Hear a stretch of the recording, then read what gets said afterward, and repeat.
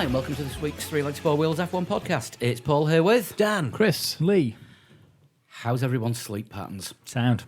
Oh, it wasn't early for you, was it? It was 2 hours earlier than I normally get up, and that was for getting up at 4 o'clock in the morning to watch the UFC. I'm still knackered. Ruined, but I didn't even get up on Sunday, so... Yeah, I made the fatal error of trying to power through Saturday night because I stayed up for the UFC as well and a Metallica concert. Yeah. And then... Both poor choices. Metallica were three-quarters good. Robert Trujillo, James Hetfield, Kirk Hammett, good. Unfortunately, Lars Ulrich was also in attendance. Fuck Metallica. UFC were punching each other. Everybody wants to punch Lars Ulrich. Anyway, we'll talk about the Japanese Grand Prix instead. Let's do that, because that was a thing that happened. It was. It definitely happened. It happened for us early in the morning and you slightly later. Yes.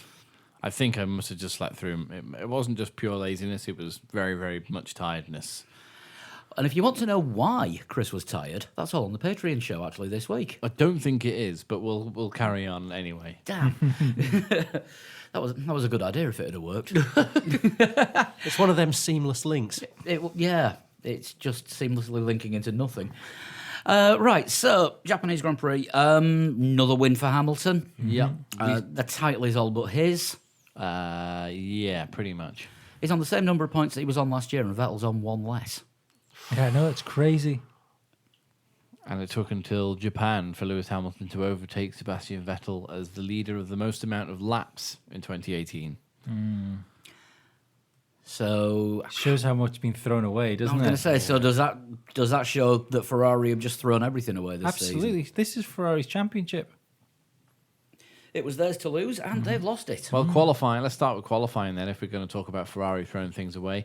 Awful decision to send the cars out on the wrong tyres in Q3. Yeah. Yeah, that 90 seconds that they lost from They lost the 2 lap on laps at the Inters. ideal time. Yeah, Yeah. that just screwed it up completely. Yeah. And then Vettel being on the curb going through Spoon, wasn't it? It was every problem that Vettel had this weekend was at Spoon. I'm not going to make a joke about Japanese cutlery, Yeah. But the... unless you really want me to. no. Okay. But the... yeah, that was... I mean, there are pivotal points in the championship. I saw somebody earlier on arguing that, no, the pivotal point in the championship was when Vettel went out at the German Grand Prix. That's when things changed. It was still all to play for after that, though. It isn't anymore. No, I think we're more or less I think done. that was one of them, and possibly the loss of Marchione as well. Maybe, yeah. That It could have does seem to psychologically... have fallen apart since then. Yeah. Yeah, I mean, But Ferrari... they still, but they still hadn't taken advantage of the car they had at the beginning of No. the season, like with Marchione or not without Marchione. So Yeah, I saw... I think it was about 7 or 8 people all saying this weekend, how long's Rob Smedley been back at Ferrari? They are getting things that wrong. when Rob Smedley was at Ferrari, they didn't get a lot wrong strategy-wise. No, they didn't. It's a good point. I don't think Rob Smedley can be blamed for the fucking situation Williams is in. No. We like to have him as the sort of the scapegoat, but he's not responsible for this. I think, no, Ferrari get things wrong in qualifying. I mean, the weather kind of threw everyone. Well, we said, didn't we, Just last week? Ferrari. We They said were the that- only team to go on wets. Yeah, but I was going to say it threw everyone, but it threw Ferrari more than everyone else. We said, didn't we, that it might rain Yeah. last week's podcast, and said, well, that could throw up a whole load of different issues. And realistically speaking, it should have been like a leveler. Any advantage that Mercedes had shown throughout the weekend, any wet weather is an opportunity for the cars behind to chop that power deficit. Yeah, and- it takes away any engine power advantage, Yeah, doesn't yeah, it? yeah, it does. But it So- doesn't so much take away chassis advantages. And it No. also doesn't take away the fact that Lewis is probably the best wet weather driver on the track. No, I mean, that's also an issue. It could have still been that Hamilton got pole as he did, but the argument, the point I'm trying to put across is that Vettel could have been second, or should have at least been trouble in the front.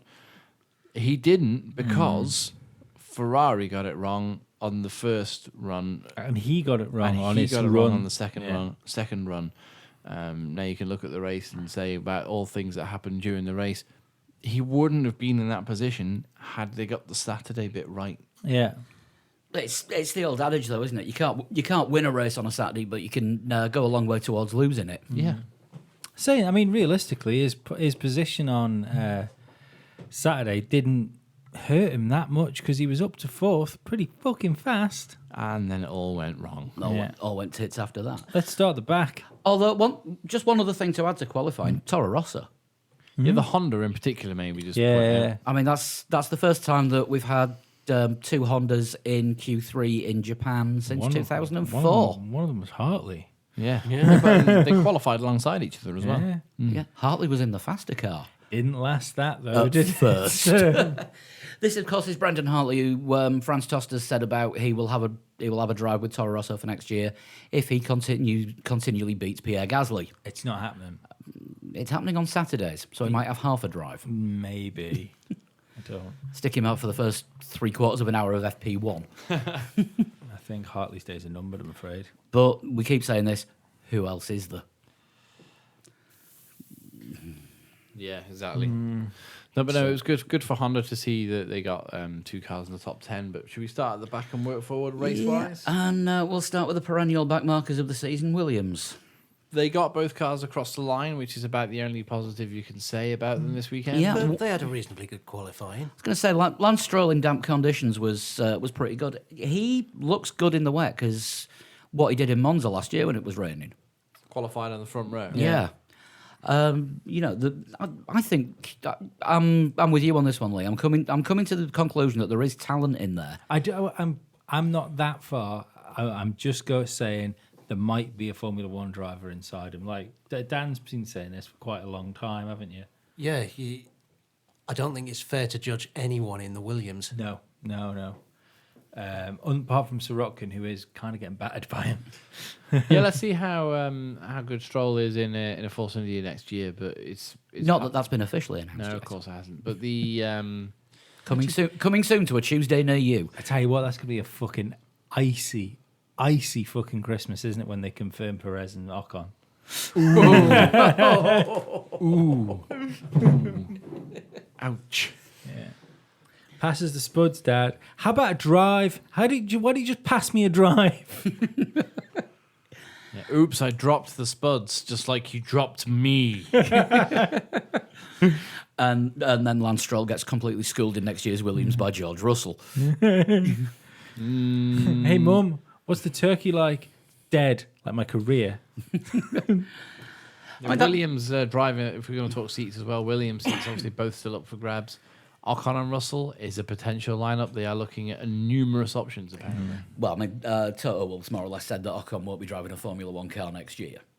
Not said anything about George Russell, who was in the commentary box for FP2 on Friday, and there was a lot more comments about what he's going to be doing next year. Yeah. He's not going to be driving F2 because he won't be allowed. Because he's won it, let's face it. Yeah, Basically, he is the Lewis Hamilton of F2. It needs double DNF and 2 wins from Norris. Am I right? Don't think Norris can win it anymore. It's got to be 2 wins from Jack Aitken. Oh, is it? Is Norris out of the running? Sorry, Alexander Albon. I thought. No, Norris is third now. I thought he was still in the running. No, I think if Alexander Albon gets pole in the feature race and wins both races with fastest laps. Oh, so it's even. So he even needs all the fucking bonus points as Yeah. well, right? Yeah, it's more or less over and done with. And there was just a lot of comments about George Russell from Sky this weekend about what he'll be doing next season. And I think it's back on for him in a Williams. Well, Williams have had a history of bringing British drivers through as well. You know, Yeah. and not even if it's not through into Formula One, like they've had a history of having them as reserve drivers and stuff. Yeah. You know, Jordan King, Alex Lynn. yeah. So they have, you know, they've tried their best when it's come to British drivers, and they always seem to be quite comfortable with British drivers. So it'd be nice to see, but who knows what that fucking car is going to be like. It's got to be better than this year's, or they're going to be wasting another career, or possibly 2 if they're taking Markelov on as well, because There is always that possibility. It's gone very quiet on the Kubica territory, hasn't it? yeah. The last thing that came out about him was he is looking for alternative series to racing. Yeah, the whole thing just sort of slipped out of his hand. Oh. So, not the best weekend for Williams, but not the worst because they got both cars home. I think that's probably the best thing we can say. Talking of which, McLaren. Angry Fernando. Yeah, but not for what you might think. The world in general. He said that Formula One has a problem, and he's allowed to say things like this now because he's only got, was it four races? 4 races. Well, there are 4 races till the end of the season that Alonso retires in. Let's put it that way. Whether he retires. Sorry, at the doesn't end. retire. Leaves. Yeah. Leaves F1. I still think he'll be back. He said F1 has a massive problem, and the problem is that if you saw the incident between Stroll and Alonso on lap 2. The problem is Formula One dared to give Alonso a penalty. But what for? Leaving the track and gaining an advantage. After he'd been shoved off the track by Stroll, who also I got remember seeing the penalised. incident now. Yeah. Yeah. Stroll, he doesn't have a problem with Stroll. He said Stroll apologised to Alonso straight after the race. Said, "I'm really sorry. I didn't see you there." Stroll left the circuit, ran a bit wide on 130R, came back onto the circuit. Alonso thought he'd have a look down the outside going into the chicane. Stroll continued to come over, and so to avoid an incident, Alonso took to the grass and continued. So there was no collision. So you get a penalty for causing and avoiding a collision, apparently. Nice. However, Dan has a good counterpoint to this. Yeah, Alonso's penalty was for leaving the circuit and gaining an advantage. So there's a couple of questions there. Did he leave the circuit? Yes.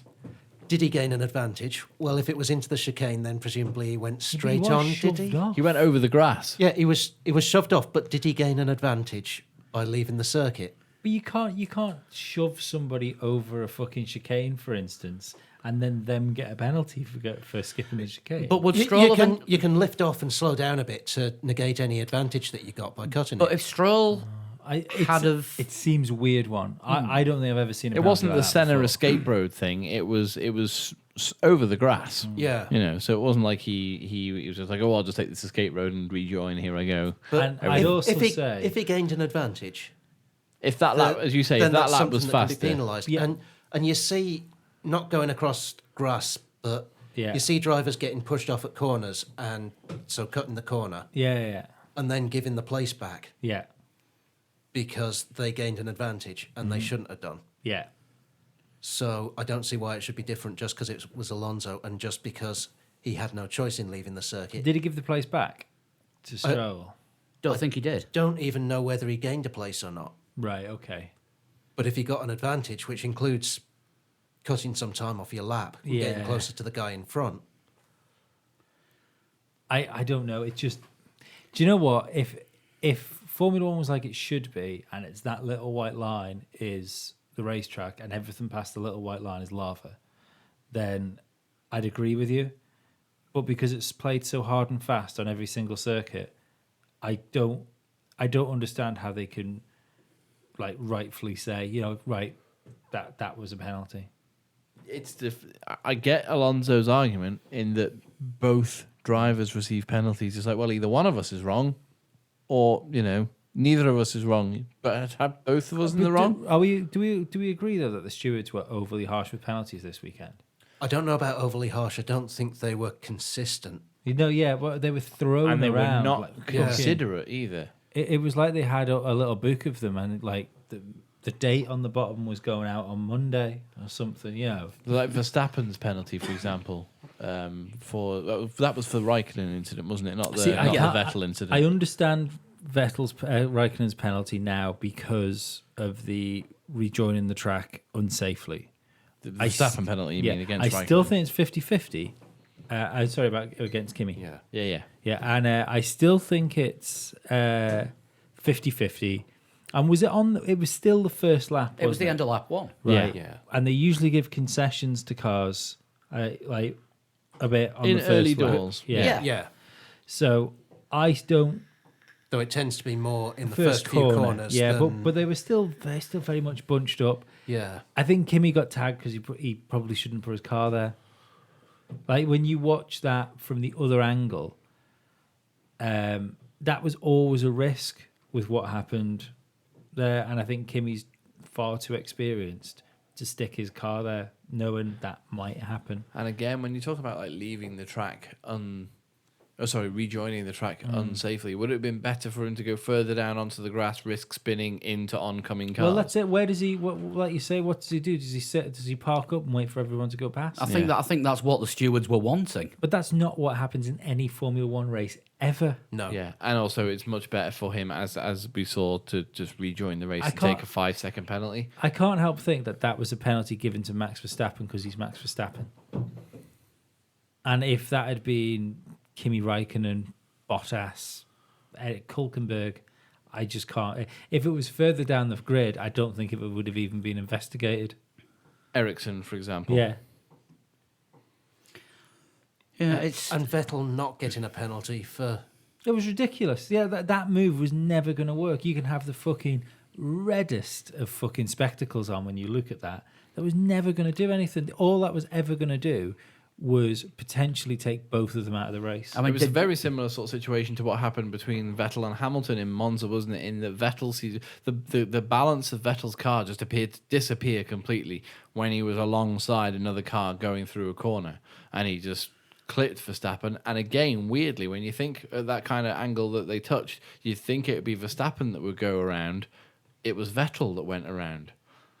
But we're not that far. we're not that far on yet. So we're talking about the. But the- just one more thing on that. Did the stewards not penalise Vettel because losing the places was enough of a penalty for him? maybe. And if that's not the point. and is if it? that's the case, why is that the case? Because if you do something illegal, you should be penalised as well as losing the places. Or at least have the steward's decision be, they broke the rules, they've penalised themselves. Yeah. So if I go and kill someone and stay in my house for 20 years and then come out and get arrested, they say, well, come on. He spent 20 years in his house. He's done his time. A little extreme, Yeah. but knowing what your seller's like, possibly.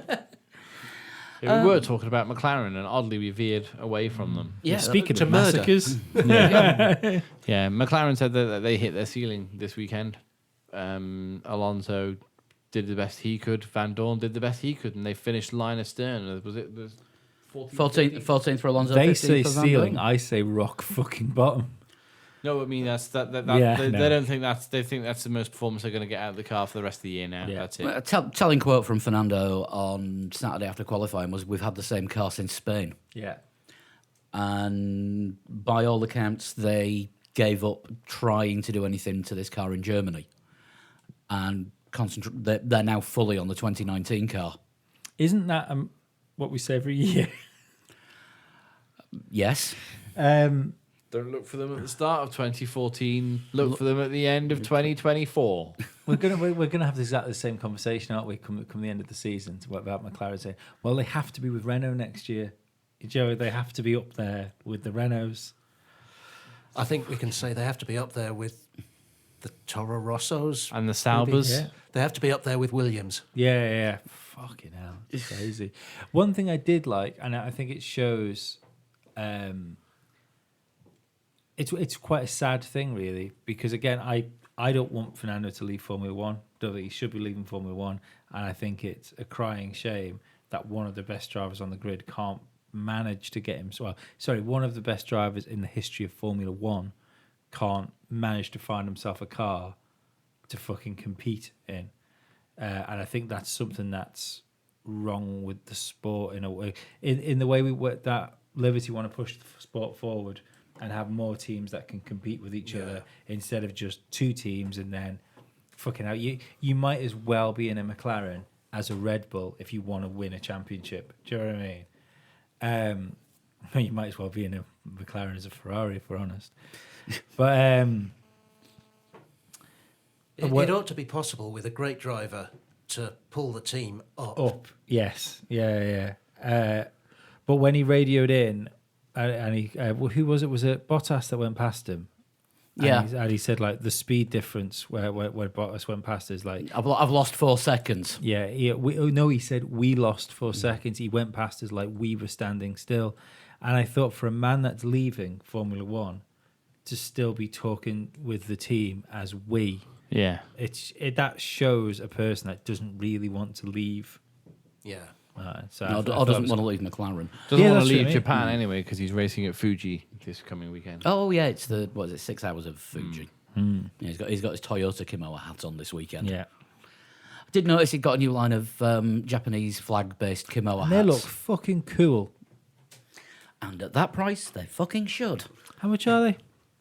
I think the Japan ones are $50. Standard Formula One hat price. My Kimi Räikkönen hat's about 40 quid. I just wouldn't pay that much for a hat. I think my Kimi hat was about 45 quid. The Lotus one I got. Yeah, still wouldn't pay that much for a hat. Van Dorn, completely anonymous. Yeah, but His head's dropped. no, he was that far behind Alonso for most of the race. He was not like on his tail, but he was on the same bit of track as him. You know, But we're watching the start of the race and doing the live blog, reporting on who was being overtaken. It was going, Ericsson overtakes Van Dorn. Yeah. Sorokin overtakes Van Dorn. Stroll overtakes Van Dorn. and then Van Dorn went past all of them, apart from Ericsson. Only because they had no tyres left at the end. Yeah. But You shouldn't be saving your tyres off the line. But towards the end of the race, they were about 2.5-3 seconds apart, Alonso and Van Dorn. So swings and roundabouts. There's a penalty involved there, though, isn't there? Yeah, Yeah, Alonso. good point. Yeah, Alonso maybe was- it was 8 seconds then. Yeah. What did he get? A 5 second? No, Time Alonso did his 5 seconds in the pits. Yeah, so but Yeah. he still lost 5 seconds. Yeah. Yeah. So it's about 8 seconds there in total. Still a chunk of time, innit? It is. And the only reason he didn't start in the back, Van Dorn didn't start in the back of the grid, is because who was it? Ericsson. Ericsson pranged it. Yeah, so he would have been last. You know, both Williams outqualified him. Yeah. Not ideal, but The it must- Williams only ended up behind him at the end of the race because they changed to super softs and two-stop strategy. Did anybody see the Jenga game between Lando and Van Dorn? No. Booking ace to watch. It was hilarious, but at one point it was really high, like it was over the heads where they needed a step ladder to get to it. And somebody walked past with, like the Japanese do the hard hats with different teams on, Yeah. with a Haas hat on, and he put the Haas hat on when he was doing the thing, and Lando legitimately turned around to him and said, "I don't actually think you're allowed to wear that." And he gave him the look of as if to say, "And what the fuck are they going to do about it?" You never know. 2 years time, he might be. To be perfectly honest, I think he would have been the fucking best guy to replace Grosjean. Yeah. I would have liked to have seen Stoffel stay in Formula One, but Haas could have been the team that rebuilt broken McLaren drivers. yeah. What we got next? Sauber. Charles Leclerc turned into Kimi when he retired. The most Raikkonen radio message ever as he was pulling off the circuit. Something's broken. Although he was pulling off the circuit. Although his message of something's broken, whoa, as he was going over the gravel, trying not to crash into the wall. I mean, that brought out the virtual safety car. Well, yeah, virtual safety car for what, a lap, if that, Yeah, a lap and a fake pit stop. Yeah. by Mercedes anyway. Yeah. They were preparing it. Or possibly a double fake pit stop because they had 2 sets of tyres out. I noticed when they came out. Right, okay. But Leclerc wasn't doing bad. Ericsson rescued things for Excellent qualifying. Top 10 for Yeah. both cars, was it? Leclerc was only 10th because of Ocon's penalty. Ah, right. Yeah. He actually qualified 11th. Ericsson, of course, qualified 20th because he Oh, of A course. wall No, got in yeah, the way. Ericsson crashed too. Yeah, of Yeah. course he did. lost it at the Dunlop curbs and managed to rip off the front and the back of the car. That was bouncy. He doesn't do little crashes, does he, Ericsson? No. No, when he goes big. Yeah. He was trying. He's always trying. But at least this year he's been trying rather than Yeah. trying. I mean, finishing 12th after qualifying 20th. It was he did You know, have- it's That's almost points. yeah. I think he gets the award for most improved driver of the year. it's so funny After isn't he's it? lost his drive. Yeah. That's the problem. And it's not like he's just like he lost his drive and then he picked his season up. He's had a reasonably good season Yeah. all year. Yeah. Probably the best year he's had in Formula One. And this is the year where they go, do you know what, Ericsson, time's up, wrap up, come on. Yeah. Clear your desk, lad. You know all those times you clashed with Nazar and we were just like, it'll be all right. Well, this year, you've been the best season ever and you're out. Too good, mate. You did too good. Yeah. If you were Fred Vasseur and you had the choice of Ericsson or Kimi, Yeah, go on then. Yeah. There's only room for one fast blonde driver in this team. But- Sorry, blonde driver. Yeah. It's only room for one blonde driver. yeah, no points for Sauber this time, which is a change based on Recent recent results. Yeah. results. And I'm sure they'll pick up more points in the remaining races. yeah, it's just great to see Sauber scoring points. I think it's going to be interesting to see where they land next year. It's not impossible that if we get like a torrentially wet Brazil, you see Charles Leclerc stick it on the podium or something. That'd be something interesting to watch out for. What's the chances that that Ferrari, fuck it, and Sauber can do a Toro Rosso when Toro Rosso outdid Red Bull? They would really have to piss it down, but why not? No, well, but over the course of that season, Toro Rosso was a better car than the Red Bull, wasn't it? Yeah. Well, yeah, because they had a better driver. Who was it? No, Coulthard was in it then. Christian Klein and David Coulthard, was it? Yeah, it was Coulthard when he was just on the cusp of losing it. Oh no, was it Webber and Coulthard? At that No, point? Webber, I think Webber was in Williams. Was he? But no, that was. But Toro Rosso got Vettel in, and that did for him. Yeah. But this year's Toro Rosso nearly points for Honda. I think what was it, the last but one lap that Gasly got overtaken by Sainz and ended up in 11th? Yeah, he just ended up with no tyres, didn't he? Yeah. But again, reliability for Honda, it's just been monumentally good this season. It's been better. Compared to the last 3 years. Yeah, and it was bearing in mind it was a Spec 3 engine as well for Honda in Japan. Yeah. And they've since said weren't quite ready for it, but we thought we should give it a go because we weren't going to get anywhere with the Spec 2. And I believe the FIA told them to undo something that would have given them more power. Oh, really? Yeah, That sounds a bit suspect. Yeah, I'm just- Why are the FIA getting involved? Because it might be illegal. Ferrari International Assistance? Maybe. Yeah, No, I'm not just- anymore. Just looking at. They just need all looking the for help they that can now. get. But yeah, it was an interesting race for Toro Rosso. Disappointing given that they qualified, was it 5th and 6th? Something like that, 6th and 7th? Yeah. I mean, they've clearly got a better qualifying pace than race pace, maybe. Yeah. Well, they got helped by the rain, didn't they? Yeah. Yeah, which again, as we were saying before, nullifies any power advantage. So it was good to see that they started well, but I mean, disappointing that they slipped back a little bit and out of the points just right at the end of the race. Right. What actually happened was Honda put in written permission to the FIA to change the post-shift ignition retard settings. Quiet. On the car. They were granted permission. Joe Bauer, the FIA's technical delegate, allowed them to do it. And then they were told on the grid they had to change it back. But they weren't given an explanation why. As of this morning, they still don't know. I think Williams need to sort out their retard settings. Anyway, So yeah, because Retard is a common description for engines and cams, etc., cam positions. but basically, the original change was made under Parc Fermé conditions, but it was an allowable change. Yeah. So I don't know. I mean, maybe we could have ended up seeing them with points, or perhaps the FIA just wanted more embarrassment for Honda in front of Honda. Maybe somebody paid them a lot of money. But that's a conspiracy theory for another time. I'm sure there'll be plenty. Right, Haas. Binary race. Yep, K-Mag retired with practically no flaw on the back of the car.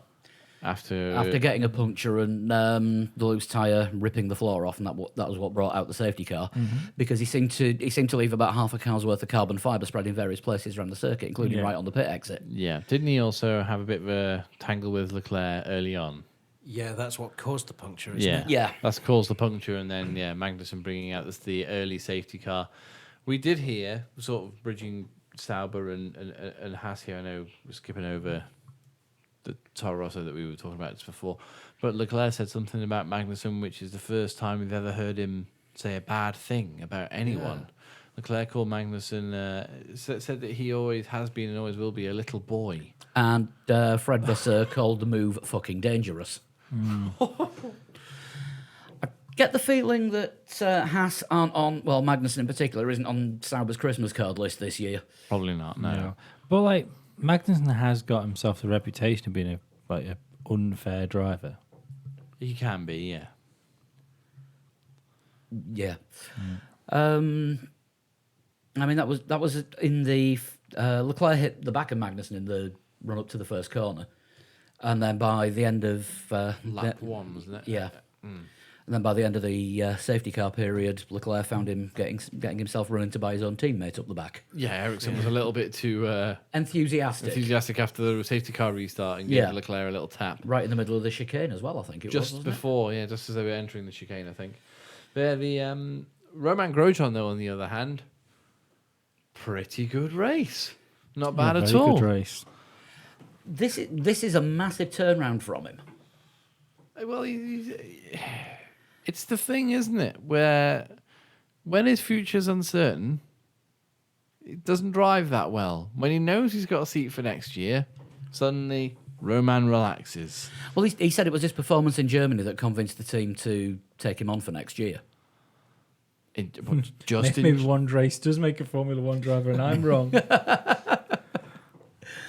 I don't know, but he's really changed since the start of this year, because we were seeing Lotus era Grosjean at the start of the season, and probably Azerbaijan worse than Lotus era Grosjean.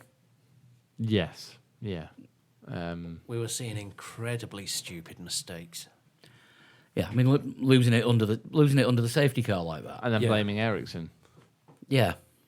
Well, it was his team, wasn't it? It was his engineer that blamed Ericsson. I think it was Ericsson. No, it wasn't. Ericsson was nowhere near you. Yeah, as you saw Charles Leclerc driving past him, who was in fact the car behind. But Grosjean really has to pull his finger out for all of next season. He's got a contract for 2019, but he's got to be on his last life. Well, you'd have thought so, but who knows? Or does he have the negatives? I mean, he's another one though, isn't he? You think all it might need is like a decent sports psychologist or just something like maybe even the car, which will get him a win or something. Yeah. If Haas make another big leap forward again as well, like they did this year, it's not inconceivable that Haas could be fighting for podiums, like Force India have been in, like picking up podiums where there've been shenanigan races, just being that team that's just there at the right time. And Grosjean's got, I think he's level, isn't he, for the most amount of podiums without actually winning a race in Formula One history. I think he's got to be up there, yeah. Yeah. I think it's something like 12 podiums and no wins. Like, Is he entering his own world of disappointment? he's going to have his own.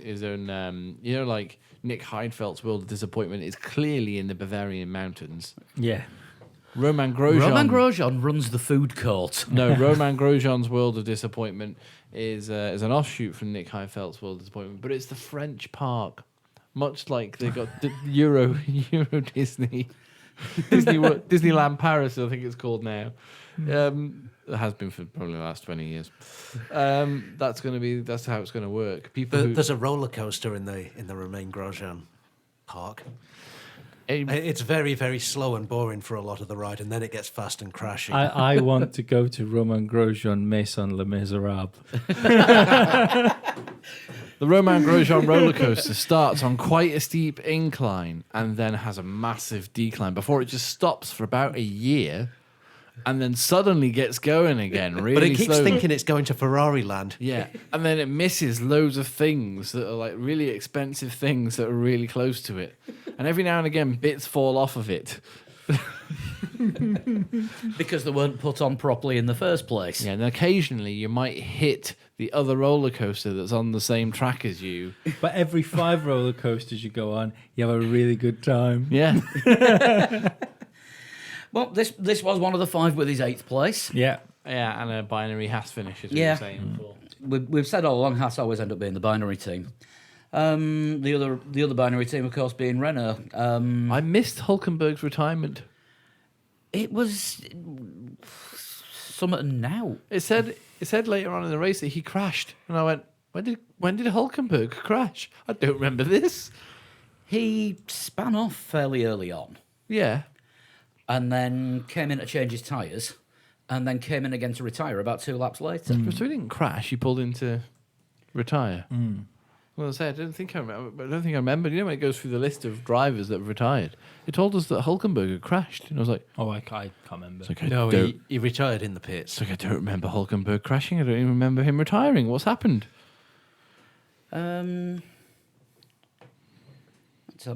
Let's have a look. He's predicting a long end to the year. I mean, that's because Renault do struggle now. One car going out in Q1, one car going out in Q2. Yeah, but I mean, props to Sainz for scoring a point. Oh yeah, I mean he hunted Gasly down and managed to get the pass in just in time as Gasly's tyres had gone off completely. Yeah, And again, it was another Sainz just getting on and doing it. But yeah, I'm still trying to find out why Hulkenberg retired. And there's no sort of general reason, and I've slept since we watched the race, so I may have to watch it again to find out. Just satiate my own curiosity. Hulkenberg gave me my chuckle of the weekend. There was an interview with him and Sainz, and when Hulkenberg was asked, with Sainz sat next to him, what he was most looking forward to about Daniel Ricciardo being his teammate, he said, it would be nice to have a fast teammate. Oh, that is harsh. but I mean, both of those drivers, we're really going to see the measure of them next year, aren't we? Both of them. Yeah. Hulkenberg with Ricciardo alongside him, and Sainz with Lando Norris alongside him in maybe some sort of underperforming McLaren. Don't wince like that at me, Lee. Well, Alonso is leaving the team. So that means That's an a instant good point. boost in And performance. did Button not leave 2 years ago? Yeah. The 2 most unlucky men in Formula One have left McLaren. I'm not sure Button, after the 2009 season, can be counted as unlucky. That's true. Oh yeah, wait, yeah. hang on a second. No, he can't. He just cashed in all his lucky chips at one go. Yeah. Um, He did a good job on the cash in, though. he did. Yeah. Bank. I've just started to fear for Lando Norris Why? because he is Formula One's official Kimoa athlete. Oh no, because Alonso's look has been going on well before his Kimoa idea. Yeah, but Lando is the Kimoa athlete in Formula One for next year.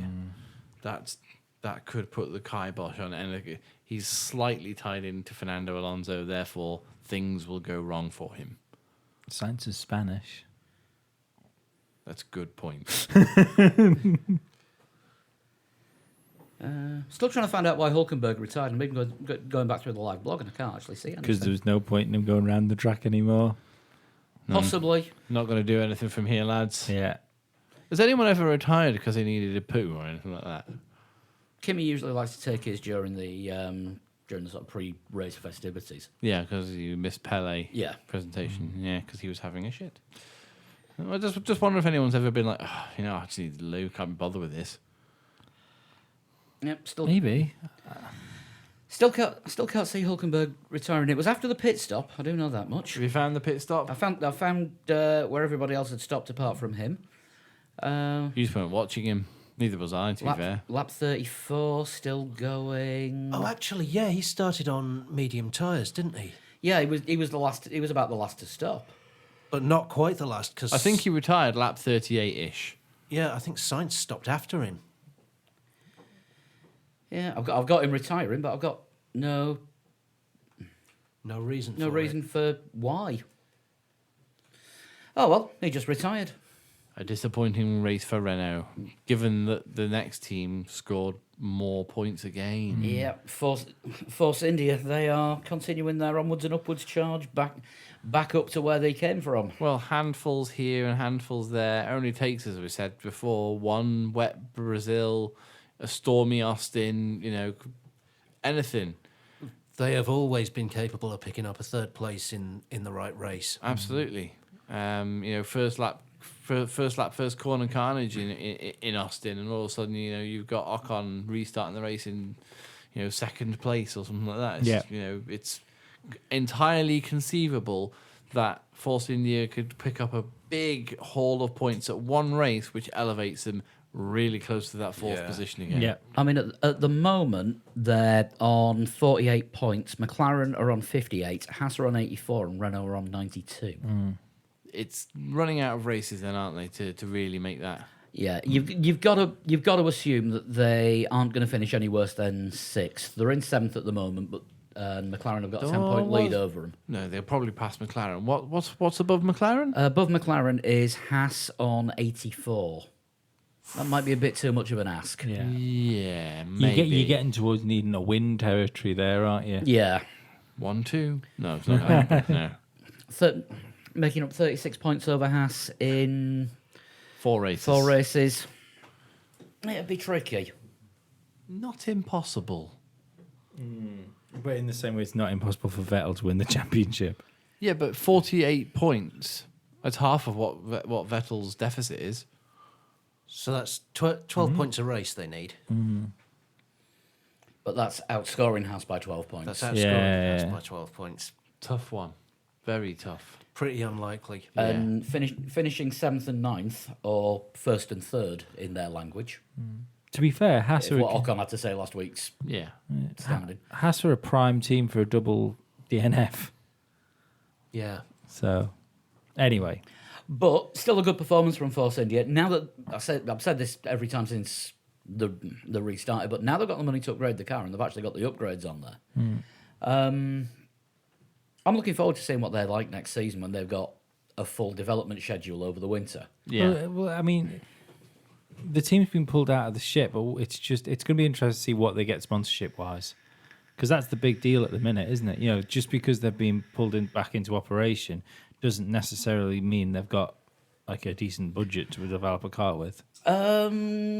I think they will still be they'll still be pink and covered in BWT logos. And and they do a little with a lot. I understand that, Yeah. but I don't think they're going to be any better than they are right now. I can't see anyone rescuing the team to end up with them towards the back of the grid. Tell that to the guys that bought Sauber.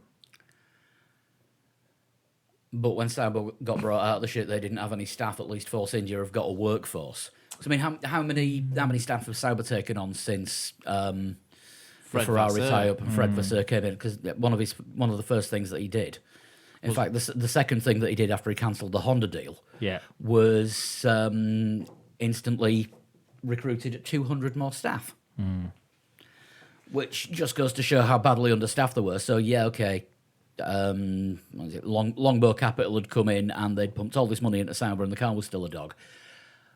Well, if you haven't got people actually able to work on the car, design the car and develop the car, and glue the parts on it, it's going to be crap. It might look good on paper, but transferring what's on paper into bits of metal and carbon fibre is another thing entirely. Force India have got the facilities to do that. They have got the people to do that. And if they've got the money to be able to realise what is designed and made, then I think they are a legitimate challenger for fourth next year. Which is pretty much their place. No, because there's more to. I think there's. I include Sauber in this now because of the Alpha tie-in. I think there's teams with bigger budgets. Teams with bigger budgets that can do more. I don't think they'll be fourth next year. I think the race for third next year is going to be the big thing. Who it is?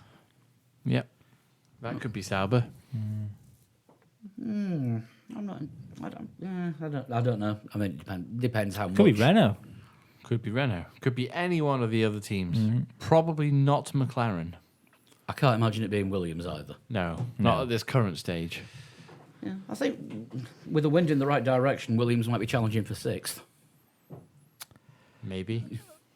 Yeah, I don't know. I mean, I can't believe, because I'm not physically capable of it, that McLaren will be in the same position they're in this year, next year. I just can't. I don't believe they will make the same mistakes all over again. You're listening to the best of Three Legs, Four Wheels. Yeah. Lee's comments from 2015, 2016, Well- and 2017. What? But I have a different angle on it now. Go on. That there is, we are in The a orange? second orange, clearly a faster colour than black. Yep. But they are. When Carlos Sainz has to take a week off because he's fractured his hair, then Jenson Button comes in and gets the first win in years. Don't, because the pants are tight. The I forgot what I was going to say. You can't stop I'm thinking I'm about that all now. Well done, quiver. Paul. No, we're still gone. No, but they've got the second year with Renault as well. And that's the other thing to think of is, realistically, considering the way it ended with Honda, it was still up in the air when this car was getting designed, what they were actually going to put in it. Yeah, but I think a successful year for McLaren next year, realistically, is going to look like Midfield. Haas's year this year. Yeah, oh, absolutely. Or It's not going to look like Red Bull's year this year. I wouldn't put it past McLaren producing a car comparable to Force India. You'd have to expect that at the bare minimum. When you look at the What they are. The And facilities, I was the just gonna say, infrastructure. if we're talking facilities, but see, the big question I've got is what issue. We've still got a car with no advertising on it, really, to speak of. No title sponsor. What's that, 5 years now? That it's about 5 years since Vodafone. Yeah, five years that off the McLaren Ferrari. have gone without a title sponsor. So what their shareholders consider a reasonable amount of money to keep funneling into the team must be starting to get thin. It wouldn't surprise me if we do see it with a title sponsor on next year, and that is Latifi's company. Yeah, but what's that? What company's that? It's something in the food industry. Yeah, but I mean, don't forget, Michael Latifi has just pumped £200 million into the team. Or Yeah. into McLaren organisation. yeah, but he's already put that money into the organisation. So what then would he then put into it to advertise on top of? Because if you've already put 200 million into something, I think you can expect some sort of decent deal, i.e. your Kamoa logos on the McLaren. And I think McLaren need a brand. They need like a Vodafone or Marlborough, They do, fucking West. but they're also missing technical people. yeah. James Key isn't with the team yet. He Yeah. won't have had any input on the car, and Yeah. they're missing that figure at the moment. So I can't see them making a huge jump next year. Yeah, no, it's that I hadn't even thought of that. It's fucking that's actually massive. I mean, they thought they'd get. There are small sponsors creeping on, but there's no title sponsor. But you'll find that those small sponsors that creep on are on for like a couple of races and then off again. There's very like I mean, they've had Shandong branding on the car for the last 2 years. yeah, but it's one, isn't it? I think now and again you see a Lucozade sponsorship pop up and drop off again. They have a lot of like what seem to be like region sponsors that just come on the car, which doesn't feel to me particularly Formula One. No. But we're back to McLaren though, so yay. Anyway, moving on. It always comes back to McLaren. Right, Ferrari. I think this is going to be the longest part of the discussion. I don't think so. No, I don't. Kimmy had an okay race. He was mildly average. Yeah. We saw mildly average Kimmy again, which was disappointing for fans of Kimmy. Like, He did just about where that car could be. yeah, pretty much. And Vettel looked like he was some sort of firecracker, determined sort of dragon man off the start line, desperate to get right on top of those Mercedes early on, and just got it wrong again. If we were talking earlier about qualifying, if Ferrari and Vettel made mistakes on the Saturday, the mistake on the Sunday was one in a long line of Vettel mistakes that just happened this year. It can't all be blamed on Ferrari. Ferrari have made mistakes as well, but Vettel has made far more mistakes. I would say Vettel's probably made far more mistakes than any other championship contender that I can think of in recent history. Do you know what Ferrari's biggest mistake was this year? Was not keeping hold of Alonso 5 years ago. Yeah, Alonso would have had the title probably wrapped up by now. Gotta wonder what sort of pressure Vettel is under right now. Oh, massive. Because It's not even just his job that's under pressure. His legacy is under pressure as well. He looked absolutely broken in the pit interviews afterwards. He looked angry. I don't know if he looked angry. He looked disappointed. It's nobody else's fault, is it, other than his own? I mean, he might try and blame Max Verstappen, but it's not Max's fault. He's been pissed off since Italy, and we'll talk about this later after qualifying. Tell you what, motherfucker did. He only stole 30 quid off me on the penultimate lap by getting the fastest lap. Because I had a fiver on Hamilton Hamilton Grand to Slam. win and get the thing. Mm. Yeah. Found a lap then, didn't he? Yeah, now you're just waiting to see if there's a late penalty and he actually gained an advantage. And he loses the fastest lap and gets 5 seconds added Thing to is, it. Don't think it counts. Doesn't count that. This is very reminiscent Of most of my bets. No, of 2017. When the fun stops, you know you've lost. There was a point, wasn't there? It was Singapore last year where things went wrong for Ferrari when they should have gone right.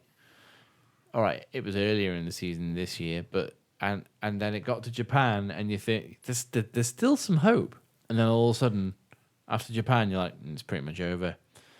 It's just a matter of time now. We've got to be honest. It's just a matter of time until Vettel loses the championship, because he's not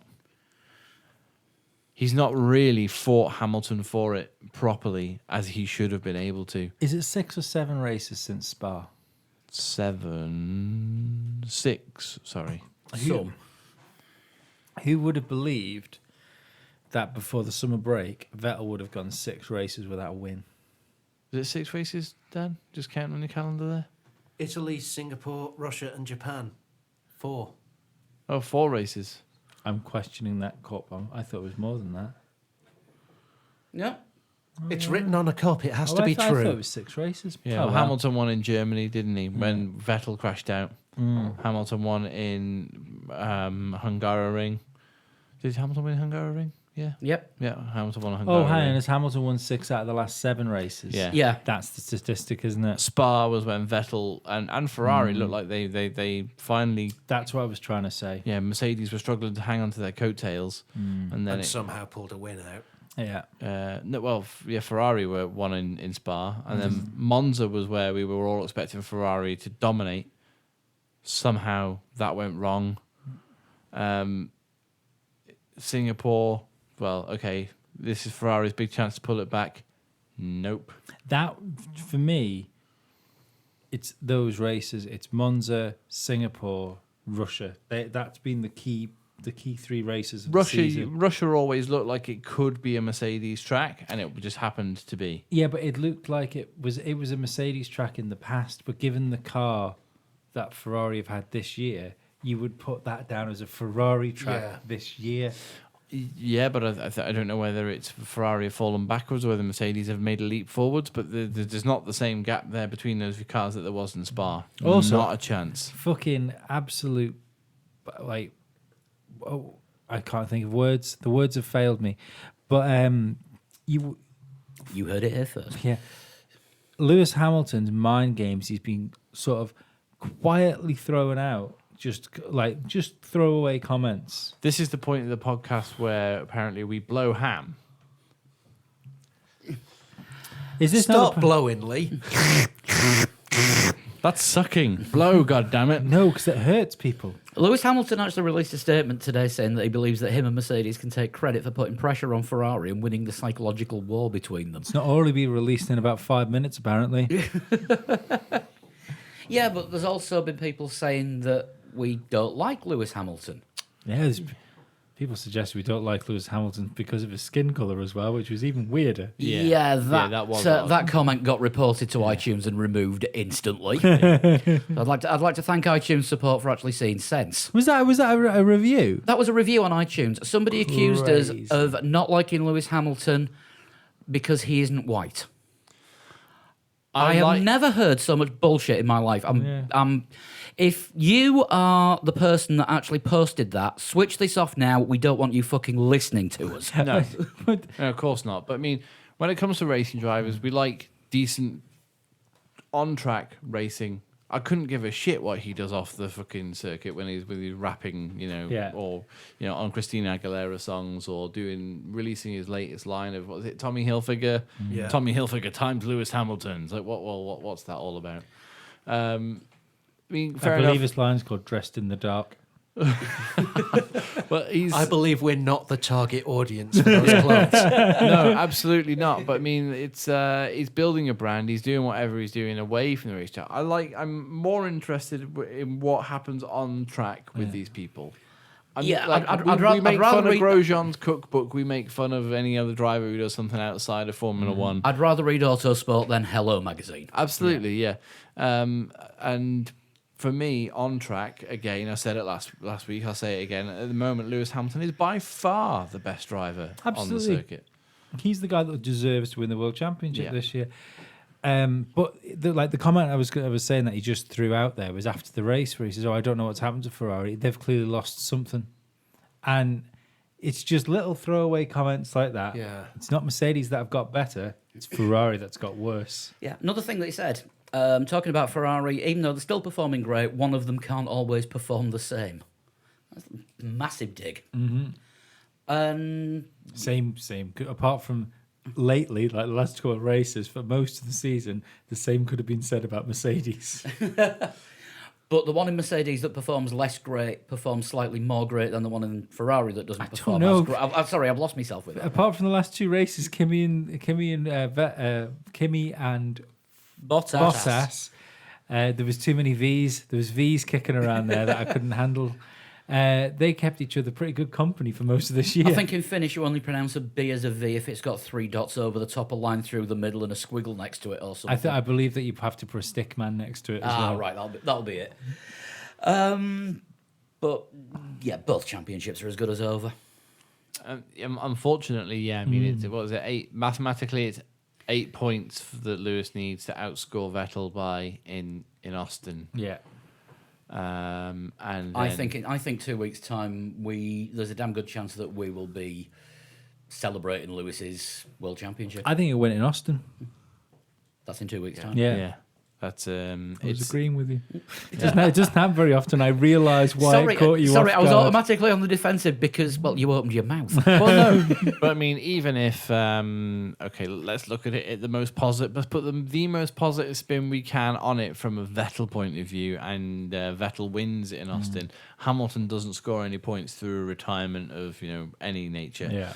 That still brings it down to 42 points.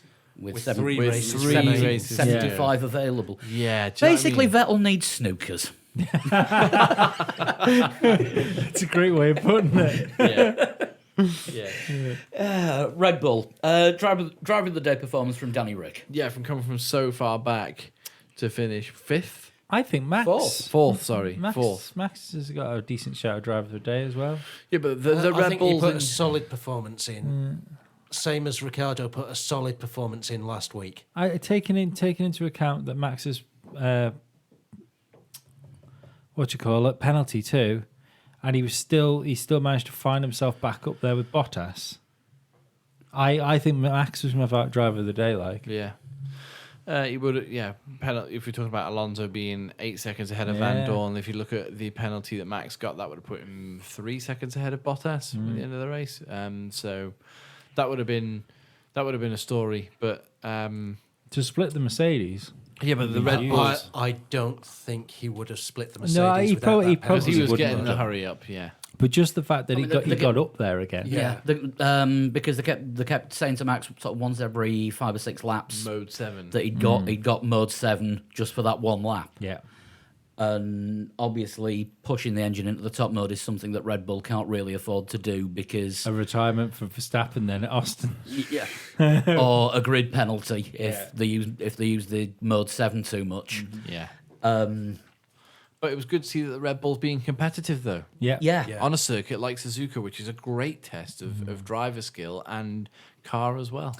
It's a shame for Red Bull that fucking hill's in Austin. Otherwise, it'd probably be a pretty good Red Bull circuit. I think it usually is quite a good Red Bull circuit, Yeah. Austin. It's just the fact that the first sector, fair enough, that's going to work well for Red Bull. Well, Max would have been on the podium last year if it hadn't have been for the penalty where he undertook Raikkonen and cut the corner. Second, last sector is pretty good for Yeah. for Red Bulls, all twisty and quite fast.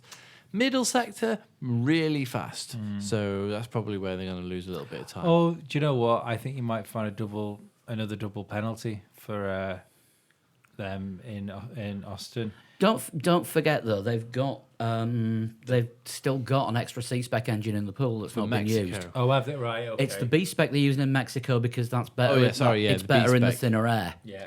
So they've got if they run the C-specs again next week, then they can go back to the B-specs for Mexico. Yeah. And I think because they took the penalties last time because they wanted those B specs because they think they've got a chance of the win I in forgot Mexico. all about that. I was thinking of Mexico, so that's why I thought they might be taking penalties in Austin. But yeah, well, there'd be no reason to.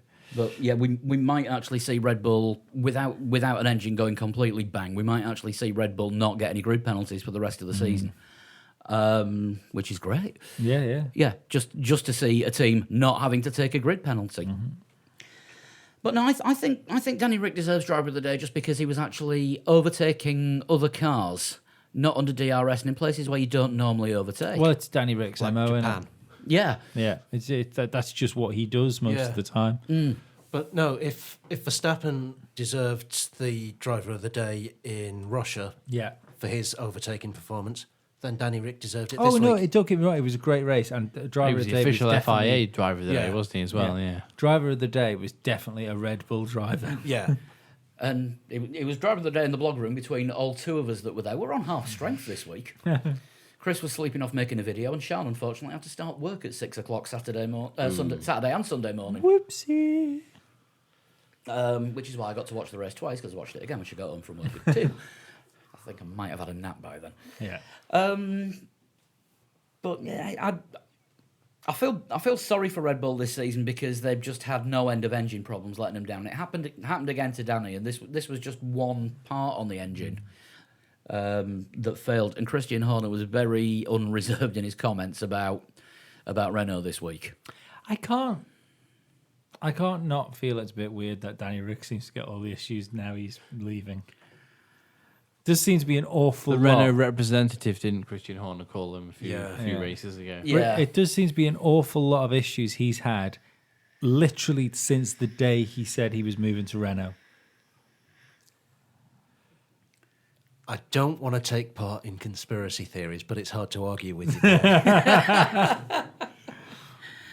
It's more than pure dumb luck, surely. Well, I mean, it wouldn't look for.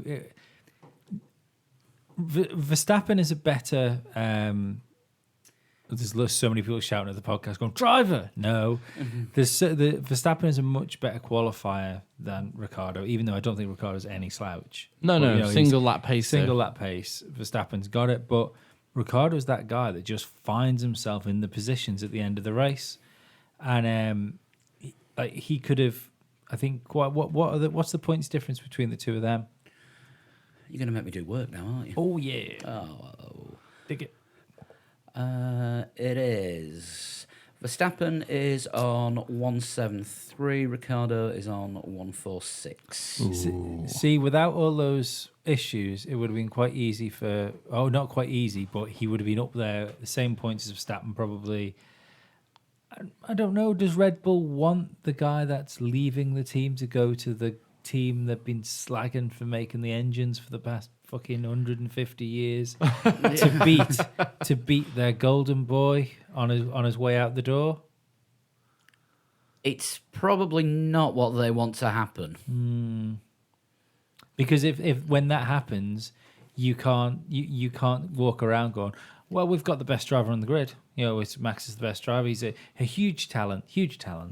But then there was a period last year when almost every week Verstappen's engine would go pop. Oh yeah. No, I totally. Yeah. Yeah, what was it? 5 DNFs in a 7-race stretch? Yeah, drivers do get runs of bad luck. I'm not saying it's a signed and sealed X file. I'm just saying this. The truth is, it deserves its place. In He the wants. filing He wants to cabinet. believe. The truth is Zandvoort.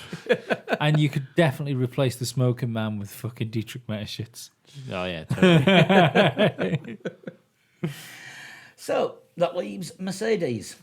They started. They drove off.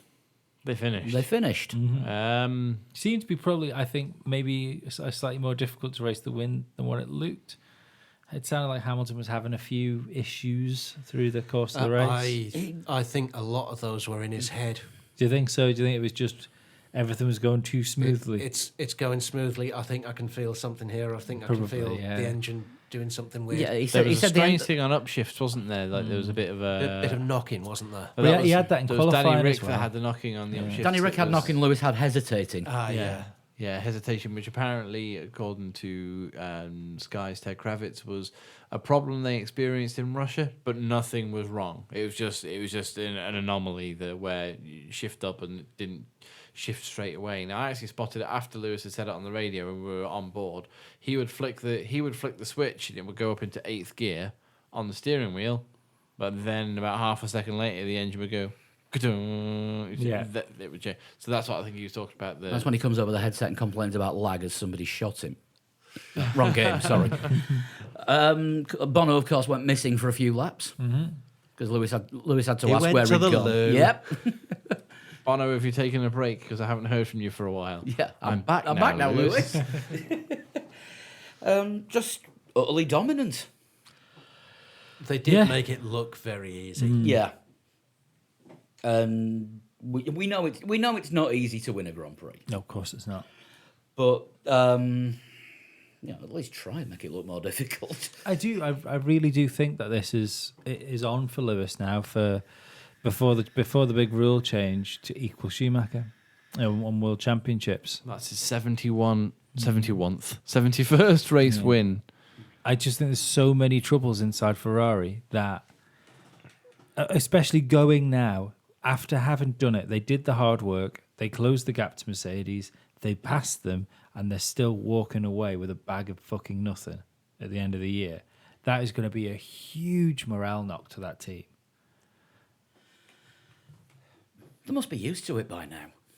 No, but they've always had the excuse of not quite having the car or the engine was underpowered. You know, Mercedes had the best engine, but they haven't got that excuse now. All you need to do is look at the midfield with Sauber coming up and stuff like that, because the Ferrari customer seems to look better than the Mercedes customers. Yeah. So there's no excuses. There's nothing. And like I think Charles Leclerc looks fucking ace, but I don't know if a driver is the issue in that team. How many times has somebody else going to come into Ferrari with a big sword and shield and save Ferrari? Do you know what I think it's panic. I think Ferrari panic. Whereas Mercedes, when they were falling behind Ferrari earlier on in the season, it was quite clear that they were the second best team. There was an interview with Toto Wolff, and it was just like, "Yeah, we're not gonna panic, but we'll keep working. We know what we need to do. We haven't been in this position before, but we're pretty confident that we know where we need to look at improving the car. And we'll keep doing that. We'll keep working hard until it comes right for us, and hopefully it'll come right at a time when we can still catch them and take points and race wins off of them." And even now, Toto is saying, yeah, okay, it might look like we've got the championships in the bag, but It can until still go we've wrong. got the championships, we've not got the championships. Do you Yeah. know they're not printing up Lewis Hamilton World Championship hats or T-shirts or anything until he's won the World Championship? I can believe that. 'cause I can as well, but it's so unlike people. yeah, This is the difference between the very passionate, fiery, emotion-driven Italians and the very reserved, data-driven, efficiency-loving Germans. Merc are the new McLaren. You know the way they go about themselves. Merc are McLaren now. Essentially, yeah, I know what you mean. McLaren are still McLaren, but they're a little bit more party McLaren now. They've got orange on the car. That would never have been allowed under Ron. Bit green as well. Careful now. Yeah. Do you think the dream team, the Ferrari dream team was Rory Byrne? Was it Rory Byrne? Yeah. yeah. Jean Todt. Yeah. Ross Brawn. Yeah. Do you think Ferrari forgot how important they are? And I mean, do you think Ferrari forgot how important they are when they hired Fernando Alonso, and they've still forgotten? Because it always seems to be that Ferrari thinks what will fix them is the driver will fix them. They don't think that the team will fix them. Yeah. They've had that mentality since Michael Schumacher joined That's what because I mean. they didn't have a big driver before that. And I can't think of the Nigel last... Mansell was the last big driver before Schumacher. Yeah, and he won his very first race in a Ferrari and wasn't really that close to the championship because No. Ferrari wasn't great. No. But he did a year at Ferrari, Nigel Mansell, in 1990, I think it was. Sorry, John Lacey fans. Yeah, but well, no, Alesi won one race. Yeah. Um, No, but saying that the last big driver. Well, no, it's true. Yeah. You know, all through the 90s, Ferrari had Alesi, Berger. That was about it. Eddie Irvine joined, I think, didn't he, just before Michael Schumacher At came the along? same time. Same time as Schumacher came along. And it was Schumacher that saved that team. 96 was the year that it was, Schumacher went there and he won that first race in Spain, and that was a massive turnaround for Ferrari. They went on to they nearly won a world championship in 97, nearly won it in 98, nearly won it in 99, and then got over the line finally in 2000, and then just dominated it for years. Yeah. And they've still got that mentality of that was Schumacher that Yeah. did that. That this is what I mean. Yeah. But they didn't have that mentality before, Nigel Mansell didn't save them. No. I'm trying to think of the last big driver. Before Mansell, they had Michele Alboreto, Stefan Johansson. Not what you would call, big drivers. Alain Prost drove for Ferrari for a little while, but he was sacked because he slagged the car because he slagged the car off because it was shite. Well, look at what Gilles Villeneuve was probably the Kimi last. was going to save the team. Kimi was going to save the team, and he won a world championship. Yeah. He won the world championship because McLaren lost it. Yeah, but then you had 2008 when Lewis won his first world championship, and again, this is that Ferrari had a fucking excellent car. McLaren, Well, Massa almost won he the almost won the world championship championship, but what I mean is, they were up against a McLaren team with a driver with one season under his belt and a fucking teammate which might have well have been in a fucking Formula 2 car. So, and they still didn't manage to win that championship. Yeah. It's been the same since 2008 onwards. So when they paid Raikkonen to leave, they got Alonso in. Yeah. Alonso will save us. But this is going to be interesting next year for Vettel because will this be 5 years for Vettel and Ferrari or 5 years? This is his Fourth, yeah. season. So his fifth season in Ferrari next Yeah. year. So sixth, I think. Fifth. Fifth, yeah. Alonso was going to save Ferrari, and he was stuck up on that pedestal. But that last season, when he left, Ferrari started to blame Alonso. Yeah. There was a lot of comments thrown Alonso's way, and unfairly so, because I think he saved them a lot of embarrassment, and he won races in Ferraris that were built that probably didn't deserve to be winning the races. No, there's a cartoon that I think I've referenced in the past where it was Alonso dragging a horse across the finish line. dragging Yeah. the black stallion across the finish line. Brilliant cartoon. Yeah. Because that's exactly what he did. Yeah, yeah. You can argue that he still does that now with the McLaren. Absolutely. There were comments made about Vettel last year. Yeah, but this is, I think, Vettel now, especially with them having a Ferrari junior driver in, it'll be interesting if anything starts getting thrown Vettel's way. I don't think Vettel is the type of driver to maybe deflect comments like that as well as Alonso would do. You know, realistically, if you're going around Alonso's house, as much as I like the man, I don't think he's going to let you in unless you're bringing gold, frankincense, and myrrh to his door. So he's not. He thinks of himself very fucking highly, and I don't know if Vettel's confidence is quite as high as Alonso's confidence right now. Is that the difference between the passionate Spanish and the perfunctory Germans? What you've got is a lot with Lewis Hamilton winning the championship in a car that hasn't been the best car all year. It does appear that Mercedes have got the best car now, but it hasn't been for the chunk of the year. What this does is prove that Lewis Hamilton is kind of the real deal when it comes to, you know, how good people talk about him is, and this sort of proves that Vettel needs everything going in his way, and a car which has got a massive advantage over the rest of the field to win a championship. You're talking as if the only two things that matter are the car and the driver.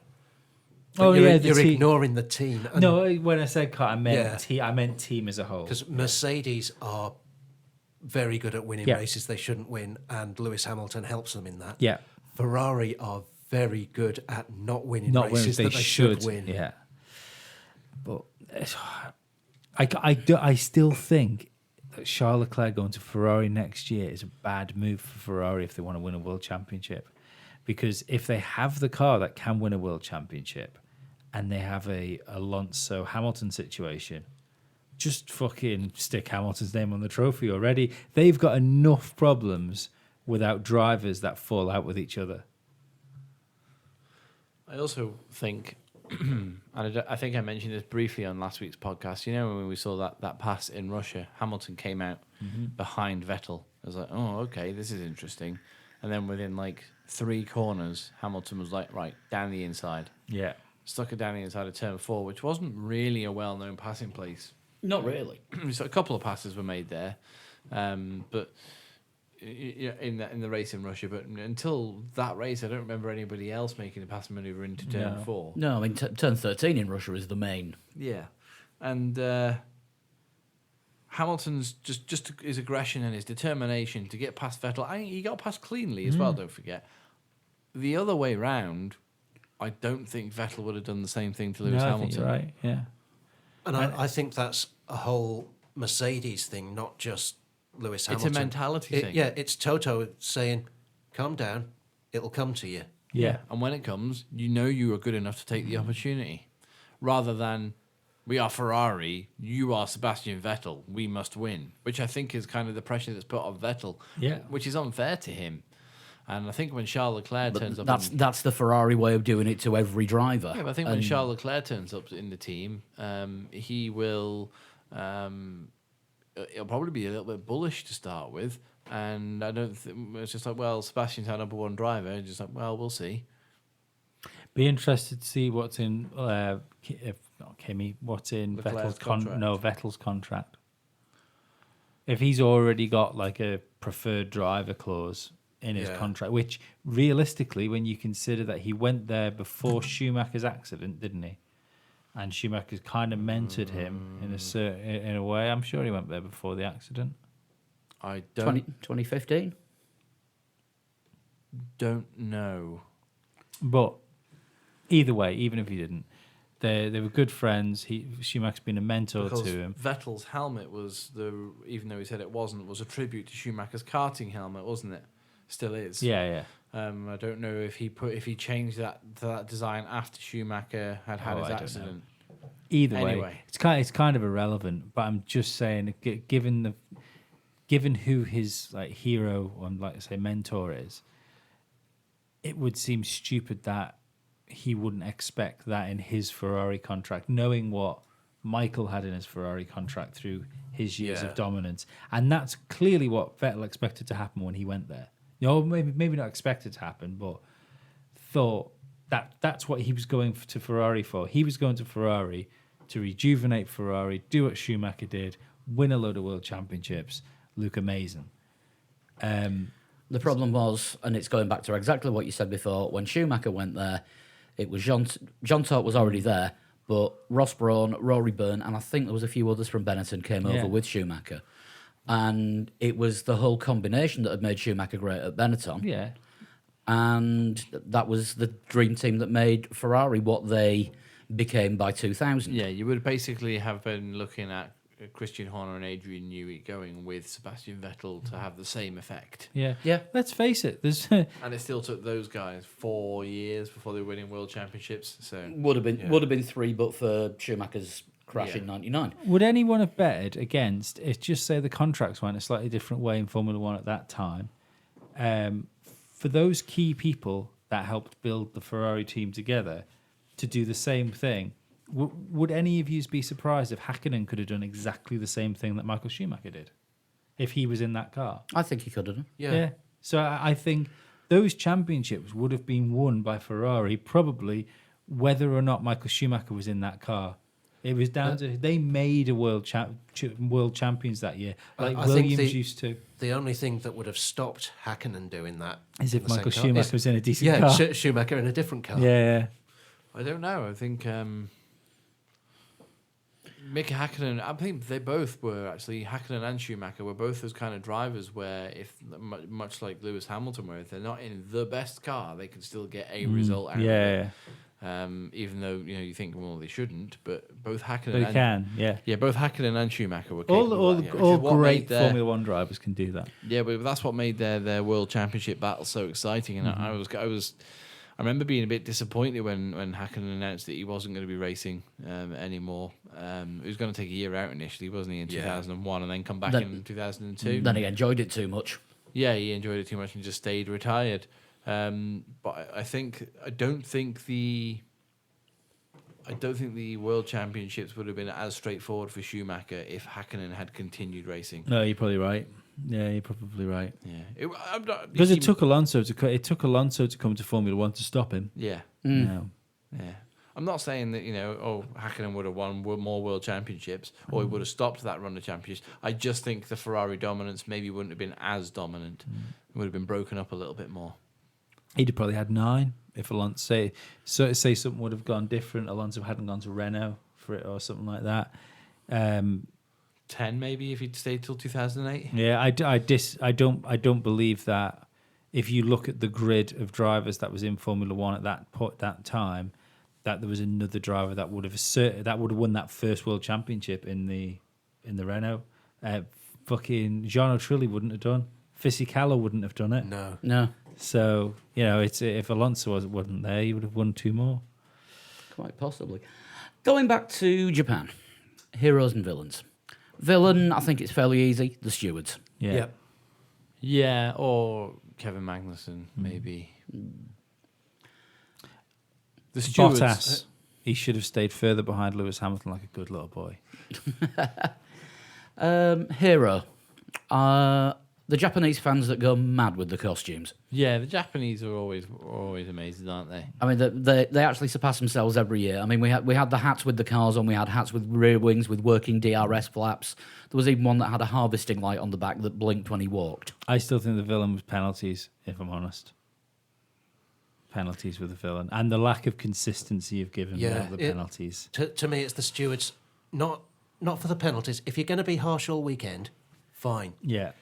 If you're going to be harsh to some drivers and not to others, then I think that's more of a But problem. this is the bullshit. This is where it should be a constant. If you can't have a set of rules which are, it's obvious when there's a goal scored, for instance. Yeah.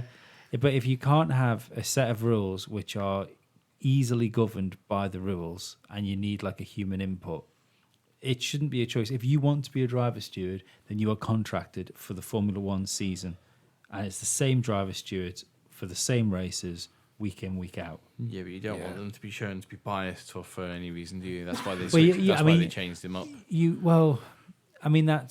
But isn't that more of a risk? Because if you've only got a driver steward that just comes in now and again, say you've got a couple of British driver stewards come in at Silverstone, you know they're only in for Silverstone. Why not give Lewis Hamilton a free ride of it? Yeah, I know what you mean. But the going for the hero at Japan, I'm going to say Honda, because they did a lot better than they ever have done. They But did the best they've done in the turbo era. yeah, this recent turbo era, Yeah. and if it wasn't for that pesky Renault of Carlos Sainz, they'd have scored a point, which would have been inconceivable even this time last year. Good signs for Red Bull. Positive, yeah. Who have now had the official contract signing ceremony with Honda for 2019 and 2020. I mean, all right, it was a done deal, but the announcement was made this weekend because, well, let's face it, if you're going to announce a tie-up with Honda, you're going to do it at their circuit at the Japanese Grand Prix. We might as well. I mean, I suppose this would have been more of a news thing, but I might as well mention it now because I don't know if we've got it down. Was it this weekend that somebody let out that the reason Aston Martin isn't coming into Formula? It is Aston Martin, isn't it? Did we think they were coming in? We did think they were coming in. We thought they might be coming in 2021 Yeah. if the engine rules were simply And enough. the reason they've decided not to do it is because the MGUH is still on the engine. Yeah. Which is So the is reason that- that Porsche aren't coming Yeah, in. is It's that- also the reason that BMW and another one might be. Cosworth? They all relinquished their interest as soon Yeah. as they found out the MGUH was staying. But isn't that weird? Because the statement that was put out was saying we're not going to change the rules because we can't guarantee new people coming in when the rules have stopped people doing it. Yeah. Yeah. Hashtag bullshit. Absolutely, yeah, absolutely. So, predictions. Who got what? Chris, Yeah. Dun your 9-pointer last week. Not quite as good this time. dun dun Hamilton, Verstappen, and Vettel. dun dun. 4 points. 4. Dan, Dun. dear. Vettel, Hamilton, Ricardo. A point. Yay! Lee, Hamilton, Bottas, Ricardo. 6 points. Me, Hamilton, Vettel, and Verstappen. Also 6 points. 6 points. And Sean, Vettel, No. Hamilton, Raikkonen. How the mighty have fallen. A 1 point. point. So that puts me on top of the table with 55 points. Lee, you're in second with 53. Chris, you and Sean are tied on 50. And Dan is the new Chris on 45. But also this week, we did our first listeners' predictions. And this one goes a little bit further because we're asking people to predict not only the top 3, but the fastest lap and pole position as well. Fastest lap, of course, went to Sebastian Vettel, Yes. and pole position was Lewis Hamilton's. Both predicted by Bjorn von der Hoff, who also got the top 3 right and did a complete clean sweep. Bjorn Good van der Hoff. work. Was he an ABBA? No, that was Bjorn Ulvaeus. He's got one of the 2 names right, so he's just Von der Hoff. No. That's actually quite good, if we're perfectly honest. Given the situation, given the joke teller, that's pretty good. And the time to thinking Yeah. time. I'm, Thinking I'm- time. I'm, was ta- I'm, also ta- I'm taking that as a win. And the fact he slept like 6 hours in the last week. I'll That's allow all it. right. Yeah. But yeah, congratulations to Bjorn for spot on predictions. The predictions are open now for the US Grand Prix. Yeah. You've got until the start of FP1 to get them in. Go to 3legs4wheels.com, look on the games section, and you'll see 2018 prediction league And we'll there. be giving Yeah. ours next. We'll be doing ours on next week's podcast when we are previewing the US Grand Prix. Right, news. First thing I've got down here is it looks like there will be a Vietnam Grand Prix in 2020. Well, yeah. We see this. In Hanoi, I believe. Yeah. Yeah, part street circuit, part newly constructed, I'm guessing by Oh, Herman Tilke. racetrack. We've seen this before, haven't we? Places have been given Formula One Grand Prix for a certain date Yeah. or a Jersey. year. Yeah, Miami. Yeah, only for it to be I taken. think Miami's officially off the list now, isn't it? Yes. For next year, yes. However, it's not officially off forever, I don't think. Does Vietnam not feel like one of those races that might appear on the calendar and then just fall off the calendar like the next year? A bit like India and Korea. And, Well, I mean, the Korean Grand Prix, it would have helped if the circuit was built, say, near where people Anywhere. lived. Yeah, or anywhere. You know, we were talking about the Pacific Grand Prix before we started recording. We and were. The AIDA circuit that you could only get to by bus, and it didn't even have any food shops. No. isn't the Red Bull Ring like notoriously hard to get to though? And Sochi's pretty difficult, I think, as well. Sochi's right in the middle of the. It's the old Olympic Park. It's on the Black Sea, so you can get to it by boat. Yeah, and the airports. Sochi Airport's that far away, but the like the races like Yeongam, for example. There's nothing in Yeongam in South Korea other than They were going to build the circuit and then build a city around it, and they got as far as building the circuit and ran out of money. And the thing is, as well, all of the TV things are all underground. So they were literally just watching what we were watching. They were not watching anything out of a window or anything because they were all underground where they had their screens. I could have fixed it. Should have let me write the promo music. Youngam, there's no need to feel down. I'm still winning. Like Turkish Grand Prix as well. Brilliant race at the Istanbul circuit, but again, just fell off the calendar. But it was promised to come back. Still no sign of it returning. So I'm taking this Vietnam Grand Prix with a handful of salt. I think the Dutch Grand Prix is more likely to happen first because Absolutely. Charlie Whiting has said there is very little that needs to be done to Zandvoort to bring it up to F1 specifications. And I have a funny feeling that some Dutch people with money might be able to just find some extra change lying around to make sure that happens, especially if they have a guaranteed return if a Formula One race were to happen. It usually takes a world champion to like force a country to having like another Grand Prix, I think- i.e. Valencia. I think in the case of Verstappen, even if he doesn't become world champion. Yeah, no, I agree. You know how every European race, there's one stand always set aside for the Max Verstappen fans. You know, you get the orange stand wherever they are. Do you reckon if Zandvoort comes back, there'll be one stand set aside for People who are everybody else? Yeah, I think so. Yeah, that whole entire place is just going to be a sea of orange, isn't it? The McLaren's gonna going to be buzzing. Yeah. Like, woo, look at all these fans! It's going to be that orange. It will be like a Saturday night out. Yeah. in Liverpool. Just anywhere these days. I'd like to see Zandvoort back because I remember that as sort of one of the classically great circuits from when I was watching Formula One when I was a kid. You know, when it had just started showing it in colour TV and When they just put engines in the cars. yeah, when it wasn't like pedal power or they had to Flintstone the way round. And people weren't drawing the races on rocks. Yes. I've heard that people in Dubai don't like the Flintstones, but people in Abu Dhabi do. Oh, I didn't know where that was going. Oh, Chris moves into second.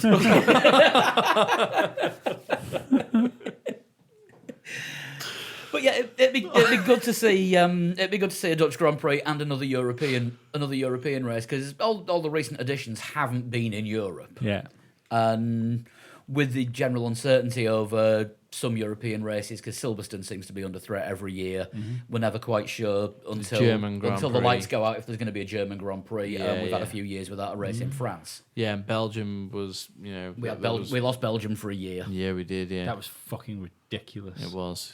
Yeah. So as long as Fuck you, Bernie. Fuck Yeah. you. but Fuck you. you done? Fuck you. There we go. But it does look like the calendar's going to be getting bigger. I mean, 21 races this year and next year. They can go up to 25. Do you think Well, they want to go up to Absolutely. 25. they will actually go the full limit? And they promised no more triple headers. Two races. Unless it's at flyaway races now. 2 races. Is that in, better? Apparently, yes, because with the triple header European You races, can fucking sleep on the plane, lad. you go back from Europe to you go back from the European circuit to your base, which for the most part is in the UK, except for Sauber, Ferrari, and Toro Rosso. Oh, I suppose they're already touring. They're Yeah, already on. if they're Yeah. already out there, then they're not having to go back, pick up more gear, and come back out. But it will also suffer in that they will have to take 3 races worth of kit out with them. Yeah. I mean, It would be excuse me. It would be easier to do a triple header. They've said they want 2 races in the US. It'd be easier to do a triple header somewhere like if you want to put the Canada, a race in the US, and I don't know, Mexico. Or leave Canada roughly. where it is in the calendar as part of the European season and have 2 US races in Mexico. Yeah, two US races, Mexico. But and then would you've they be- you've also got Brazil there as well, which Would they not be cannibalising each other's market then? well, do US, America's Mexico, a and big Brazil not country. do that anyway? But in the places where they're trying to grow Formula One, they want extra Yeah. races in the US. don't forget if you're going to a city or a state in the like America, you've got to kind of hope that Austin should take care of the Austin Grand Prix. Without and whoever else comes over is a bonus for that. So, I mean, Miami, they've got a history of street racing in Miami, for instance. I can't see that race not being full anyway.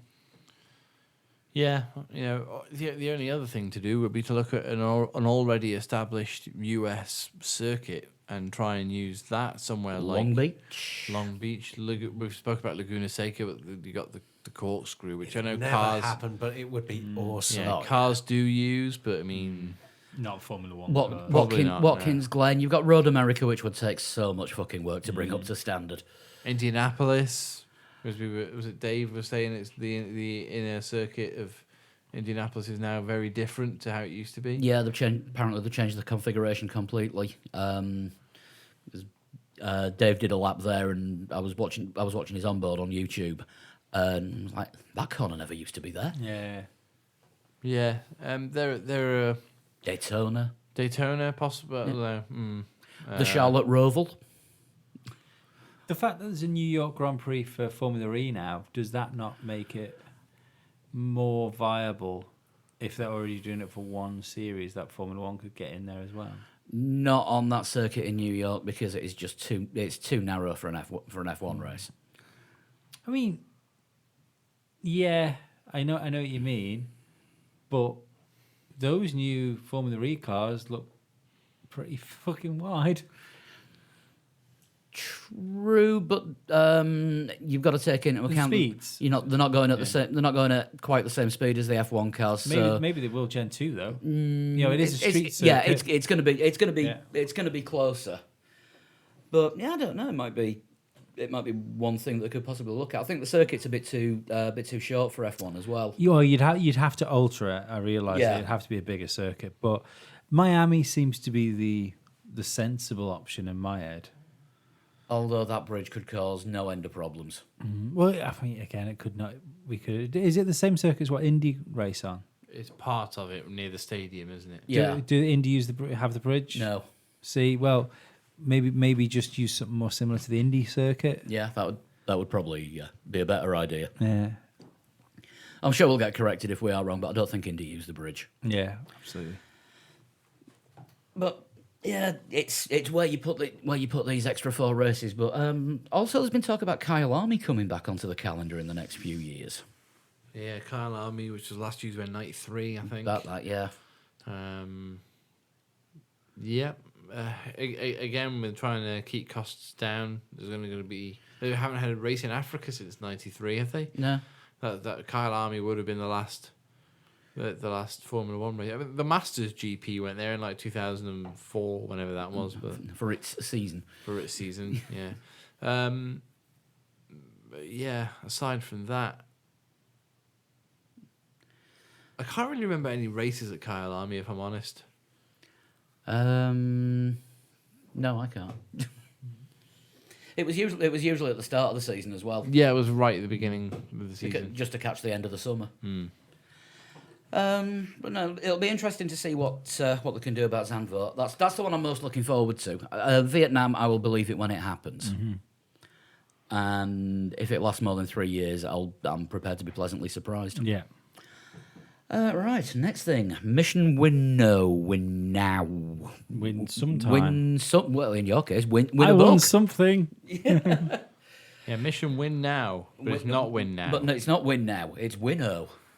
Which This is the Ferrari change in livery that people will have seen over the weekend, where They've got a few black and white stripes have changed into a big H. Yeah. Halbro. basically, yeah. And the arch of the M is nothing like the Marlborough. No, with nothing. W No, underneath is nothing like nothing. the reflected. No. Marlborough. It But may be Philip Morris, but it's not advertising cigarettes. No. It's advertising winning now in a winnow kind of fashion. Yeah. Yeah, or Mission Winnow appears to be a load of bullshit, which is something between Philip Morris International, who was a cigarette company, Yeah. and Ferrari, trying to prove how both have come on responsibly in modern times and are looking to embrace the future and modern technology and economic resources and all this rubbish that you're hearing from. So hang on, but there's no mission statement, No. which means that there's no end game to this. So they're the ideal sponsor for Ferrari. What's your problem? There's no end game. There's they just go around in circles. Yeah, there's no end game, which means there's no mission to be completed. I'm sure we'll find some now. It's a bit of a... The mission to be It's Philip Morris saying we're not just a cigarette company. But we do sell a lot of cigarettes. Yeah. Yeah. We But sell we're a not- lot of cigarettes, and here's an M But, on the but car. we're not allowed to talk about them. Yeah. So I've got the press release in front It's of me, and boring. it's a It's not- pile of corporate words. Yeah, it's not Formula One news. It's fucking advertising news. Yeah. Next. Basically, you want a copy of Kimmy's autobiography from. I did. I won. I Having a won. tweet. I think there was 14 of them. No, it's not Kimmy's autobiography. Oh, is it the Kimmy Haiku book? Yeah. Oh God, that's even better. Yeah. I'm well excited. That is brilliant. There were some great haikus flying around over the weekend Yeah. as well. After I don't even after Kimmy's understand them. book. I don't want to. They're all rubbish. I want Kimmy's. Don't even. I also Three-line don't. poem. First line 5 syllables. Second line 7 syllables. Third line 5 syllables. I also do not believe Kimi Räikkönen had any input in the writing of this book. But Not believe that. No, that wasn't one either. gonna bang it on eBay for $6,000. Oh God, that'll get us to a Grand Prix next year.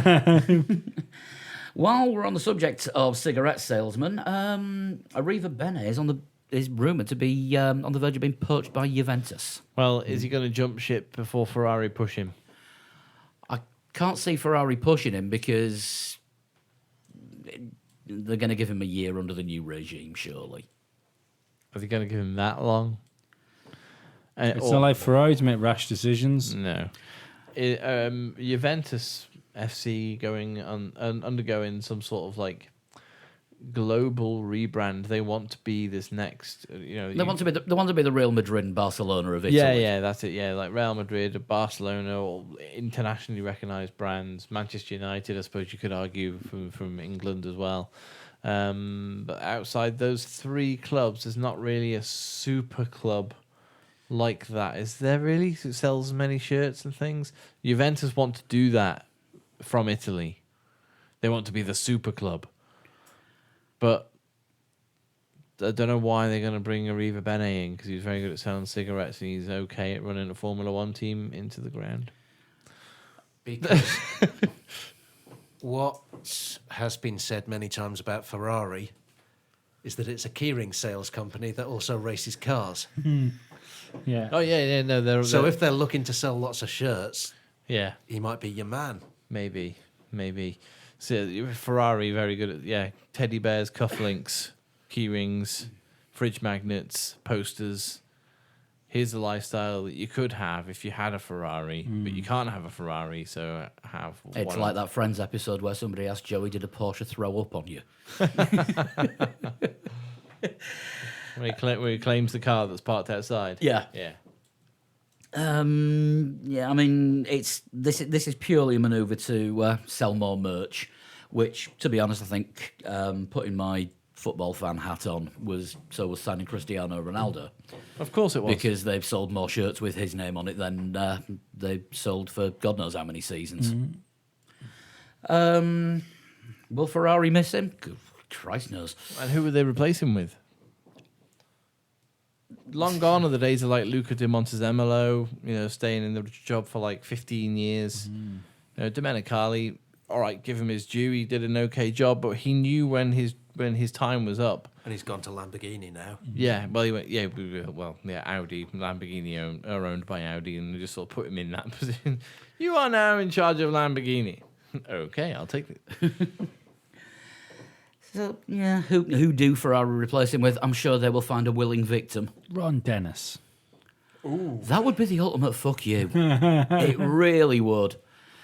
It would be it would be good to see him in charge. They're not winning the world championships. But by God, the press releases would be different. Moving on. The team principals had a meeting on Friday to discuss what to do about the show. This was purely between the 10 team principals, no involvement from the FIA or F1.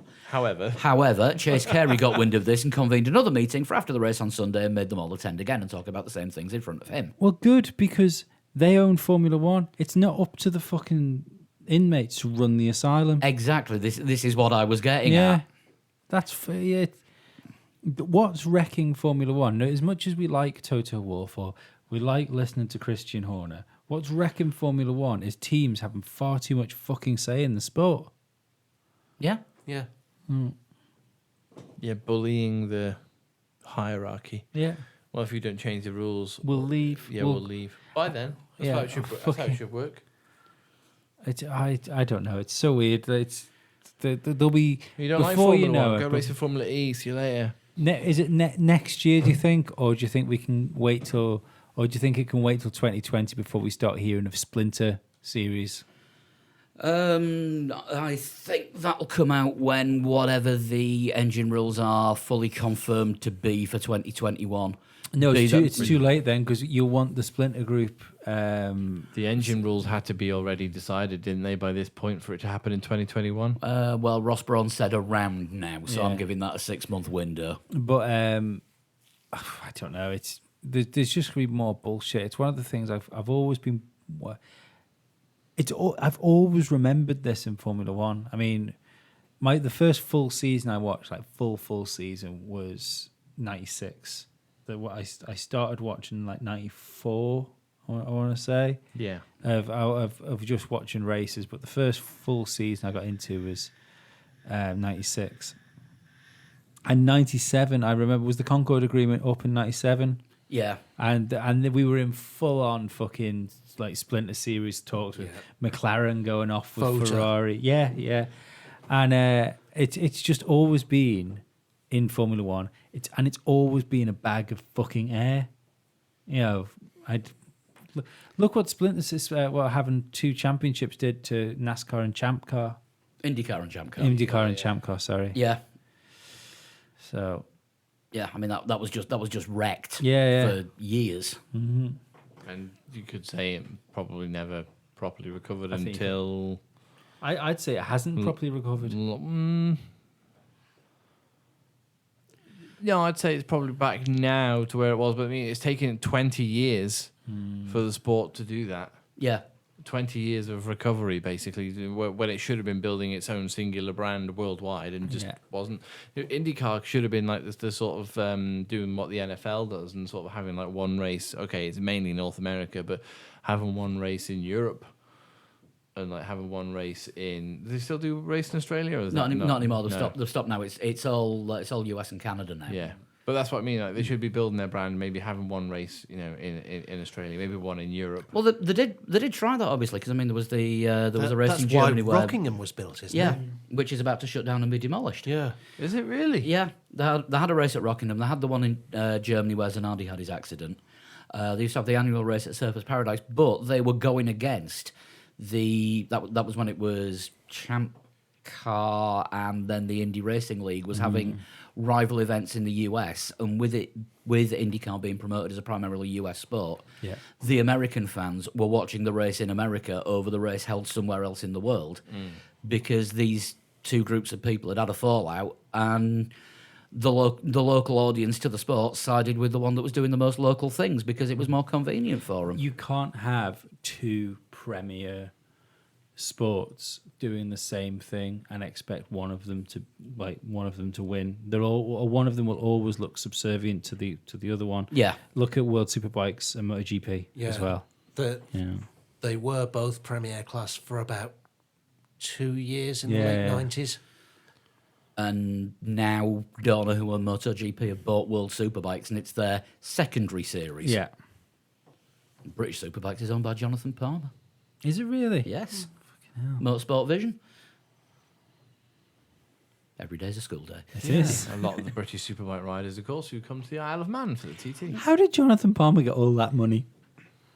He's a Buying doctor. and selling racing series, by the sound of it. Because he didn't do it. He didn't do it by winning all them championships. He's a doctor. Yeah. He's a doctor. So, Dr. Palmer. yeah, private practice. I mean, the last doctor to make the sort of money he was making, it was Heisenberg. Yeah, I don't know where he got his money from. Lousy commentator. Terrible Les Battersby impersonator. No, he's not. No, he's Fuck off. he's a very good one. Premier class. Les Battersby. There is, he looks more like Les Battersby than Les Battersby does these days. There was 2 Les Battersby impersonators that were Premier class until he rocked up, and now it's just him. Yeah. So I just wonder what's going to come out of this meeting, and I think it's just going to be, like you say, a load of hot air. Let's total shunt. Let's do it. I don't see why not. I'm going to close the laptop temporarily while you shunt. I'll open it again for Formula Lee in a bit. It's a quicker one today because there's only 8 proper clues and 1 Spaffer clue. And who's it from? And it is from... Who is it from? Who are you from? Oh. Is it Belgian Colbert? race Stephen at Colbert or Spaff. Stephen Colbert? Stephen Colbert is English. I think it's pronounced in English. It's not pseudo-French. Steve-O. No, it's definitely not him. Has he not got his own show in America? That's where I'm getting confused. Yeah, Stephen you're right. Colbert. Yeah, The Colbert Report. yeah. Yeah. Is it him? No, it's Colbert in it. I lose track. Who Anyway. cares? Right. I was born Correct way to start. in 2001. Lando Norris. Sorry, 2011. Why did I say 2001? Oh, now? 2011. Motherfucking liar is what I am. 2011. HRT Formula One team. Oh no, that was 2010, wasn't it? Yeah, somebody on the Red Bull Young Driver program that's about to get kicked out I for being lied. too old. Sorry, I lied. That was an old one. He didn't want me to use this one. He wants me to use this one. Sorry. I was born in 1963. That's a lot different. That is not 2011. 55 years old then, this year. Right. Okay. I have killed many people. Is that a genuine okay. clue? That is a genuine clue. Not just an accidental confession. Do these things have to be mutually exclusive? Wow.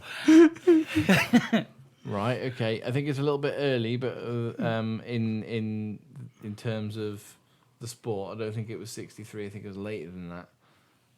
But the Ford DFV engine, which ran until about 85, was probably involved in deaths of a few Formula One drivers. As a child, I hurt many animals. No, sorry. I have been living where I am now for 10 years.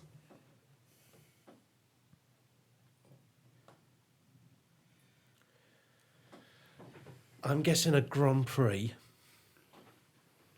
Yeah.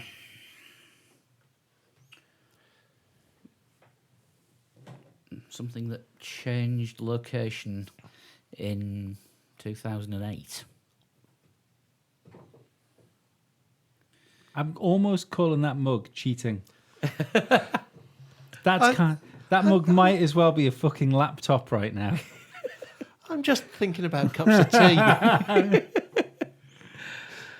You can hide the mug if you want. Because you've already read it. You don't even know if it's a circuit.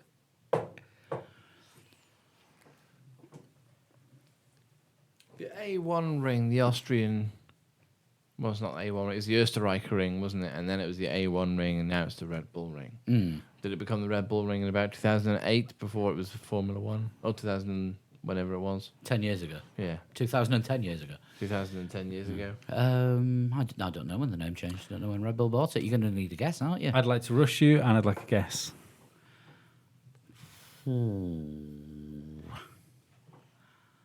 I thought you were going to say A1 GP before. No. No. No, that was It was the deaths of many people. boredom. Racing careers. I don't think we've ever been more confused than when we were sat in a pub When? watching that. Oh, God, no. I watched the first couple of Yeah. that A1 GP. I was very confused. You actually enjoyed the football that was on straight after it. It was that bad. How long has the Nürburgring had the smaller configuration?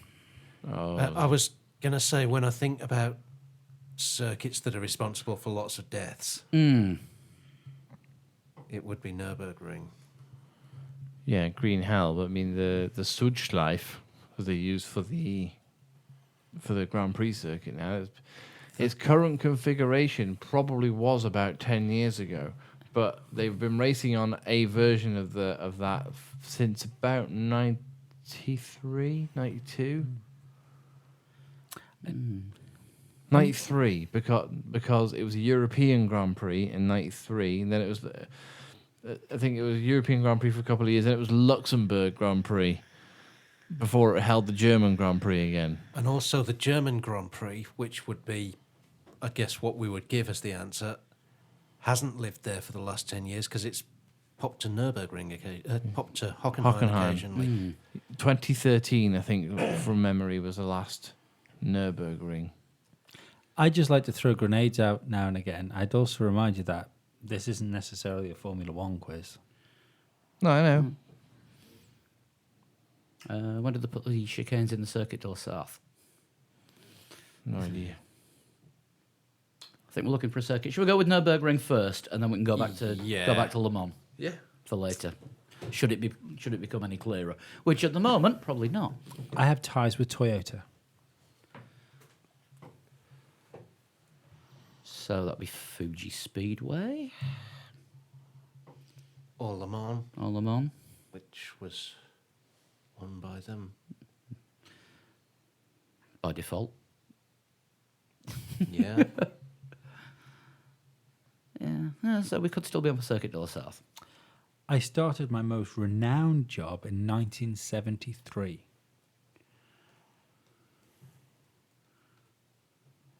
I think we're going in a completely different direction here. Yeah.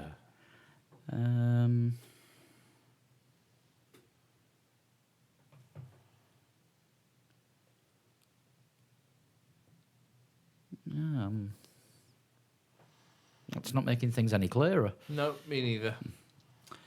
I have lived in 6 different homes. I will also say I'm not massively happy with how these questions are worded.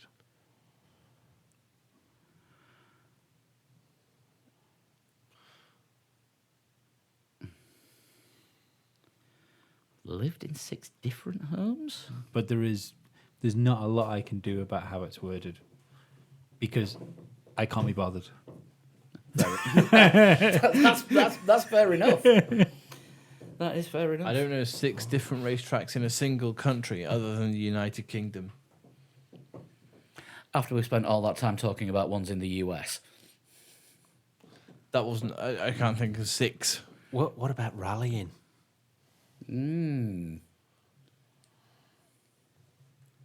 People don't watch that, do they? Yeah, I like to watch the rallying. The final stage of Wales Rally GB got shown live on Channel 5 yesterday, but it got delayed, so they had the world feed cut off just after the last car across the line and won, so they couldn't show the celebrations. Oh, we feel those.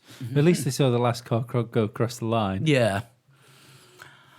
It could be the It's going to be some kind of rally.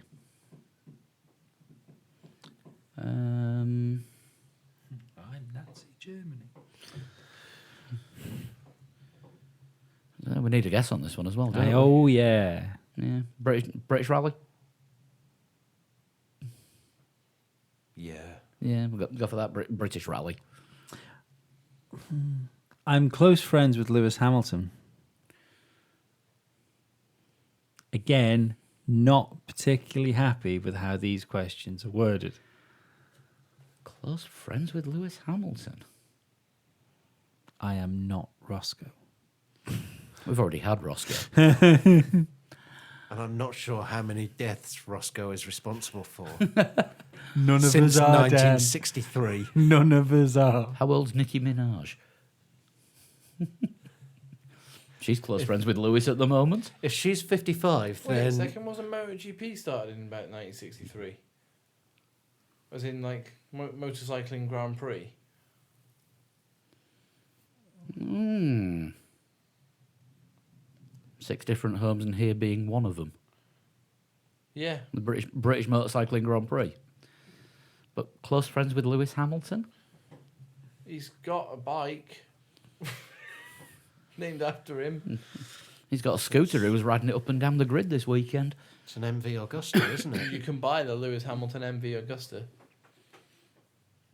I will remind you that this is your last clue that's coming up. Albeit, quick clue 8. I'm not giving clue 9 as it's the Spaffer clue. Well, it shouldn't be the Spaffer clue. That No, should according be, to the mug, it's now the Spa-Francorchamps clue. that should be 11. And there's no point in giving that because it's the answer. So our last clue is? I have been involved in many controversial moments, especially 1989 and 1990.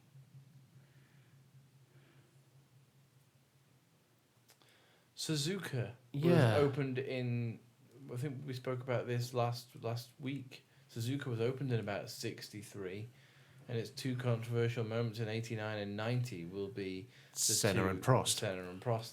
A lot of people did die at Suzuka, especially in motorcycle racing. Which is why MotoGP haven't been back there. Since... 1970, my most renowned 1973. Would that been that would have been? It was it was 2003 the last time, or 2006. Sorry, the last time Suzuka had MotoGP round. They said one of the clues was 19. My most renowned job started in 1973. I've had 6 different homes, so maybe not the Suzuka circuit, but the Japanese Grand Prix. First one was 76. So not that, but Suzuka was roughly. Although there were Japanese Grand Prix that weren't in, or there were races called the Japanese Grand Prix that weren't in F1. I thought you were going to say races that Japanese Grand Prix that were in Japan then. Show me a Luxembourg Grand Prix that's been in Luxembourg. Show me a San Marino Grand Prix that happened within the confines of San Marino. You could fit Show me where the European Grand Prix is. Asia. Yeah, San Marino Grand Prix was always in Italy. Technically, San Marino is in Italy because it's surrounded on all sides by Italy. So It was its own sovereign state. yeah. Should we go Japanese Grand Prix? I don't know. Or Suzuka? What? I do Six- have No. that on here. None of them feel like the Right Yeah, that's answer. completely right. So we were talking before, weren't we? You've had Fuji Speedway, AIDA, Which didn't have a Japanese Grand it Prix. was It had a Pacific. Grand Prix. I want to take this as it's because I've given the clues out as they're written here. I'm going to take the answer as it's written.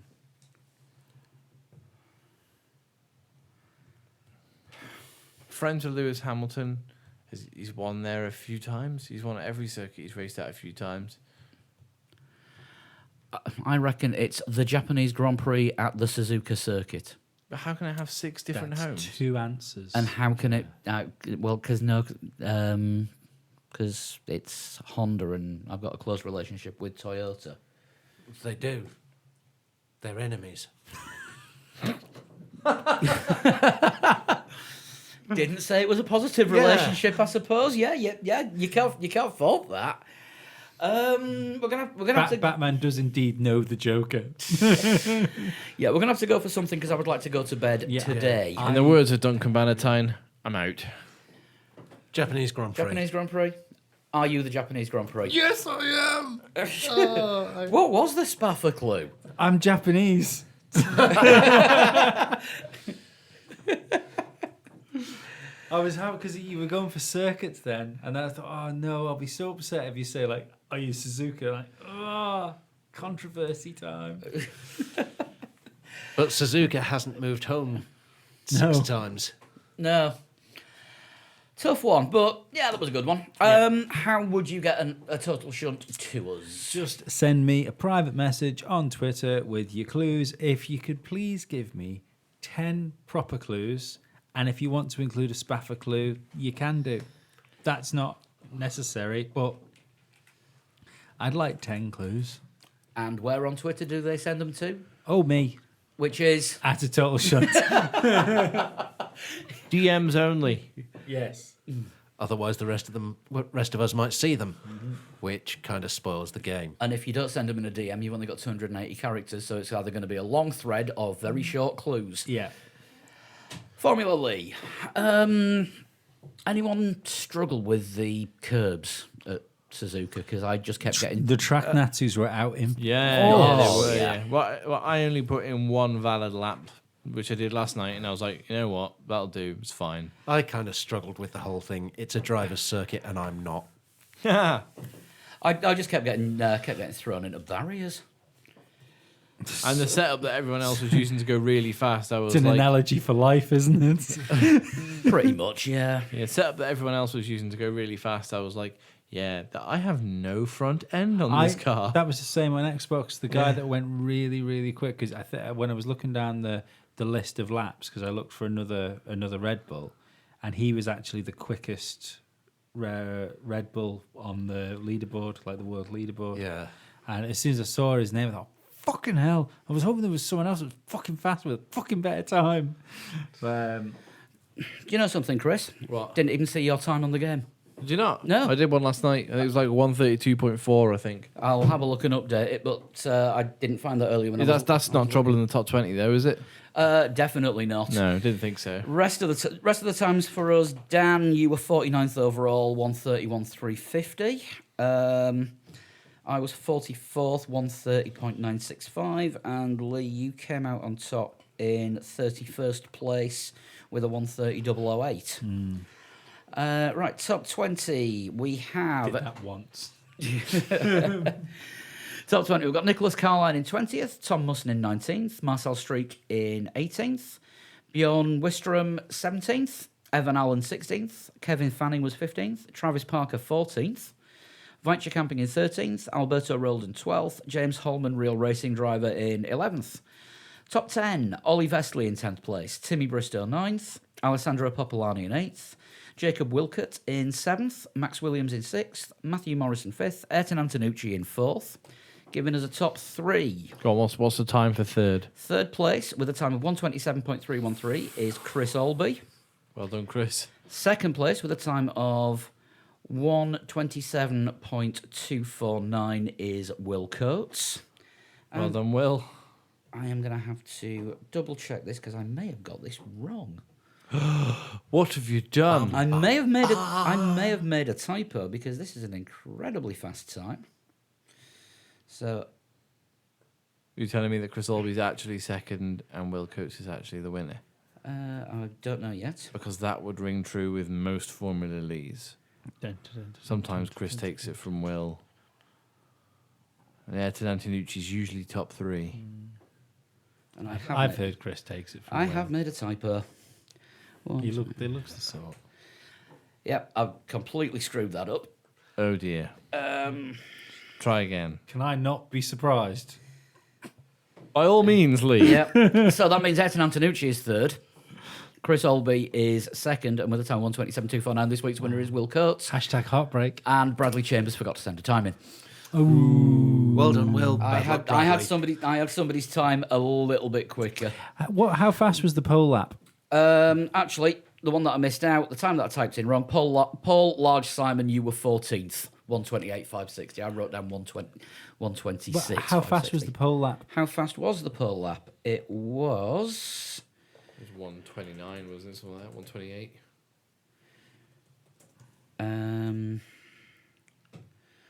127.760. Oh, right, okay. That's So cool. the top three were all faster than Paul Ha! You guys are faster than Lewis Hamilton. Yeah, go Have get it. a drive. in Yeah. a Red Bull as well. So US 2-week challenge. Yes. Need to decide what. Tass in it. We do. Okay, yeah, I think we did it last year in a hat, but sounds Yeah. good. Different games, so it'll be different. Yeah. Have I Different told league, you what? you're looking very nice today, Lee? Yeah, in the wet. Fuck you.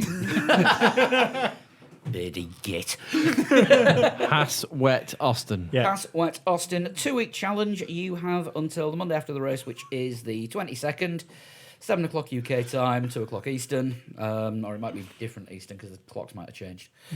Work it out.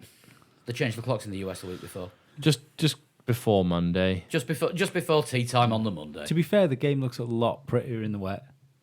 It does really improve the graphics. Standing up. You're standing up. Yeah, my legs are going.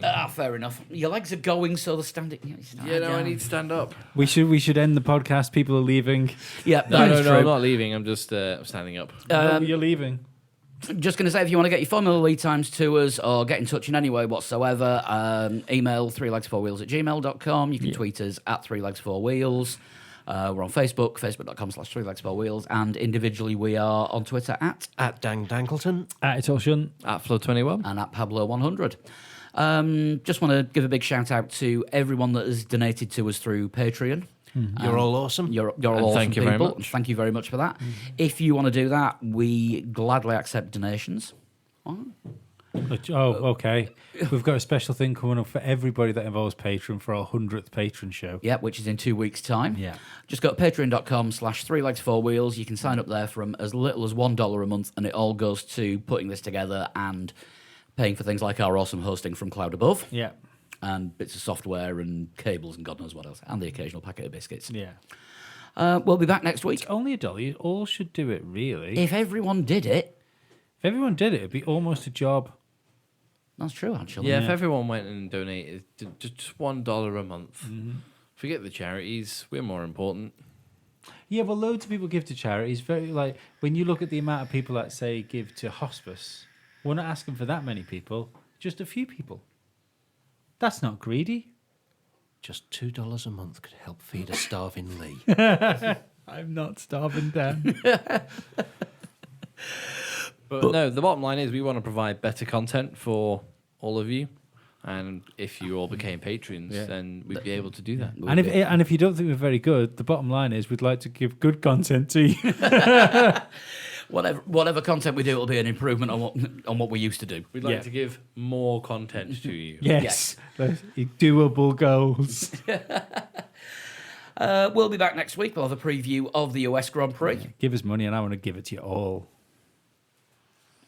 I'm sure there's laws against that somewhere. We'll see you next week. Bye-bye. Bye. Bye.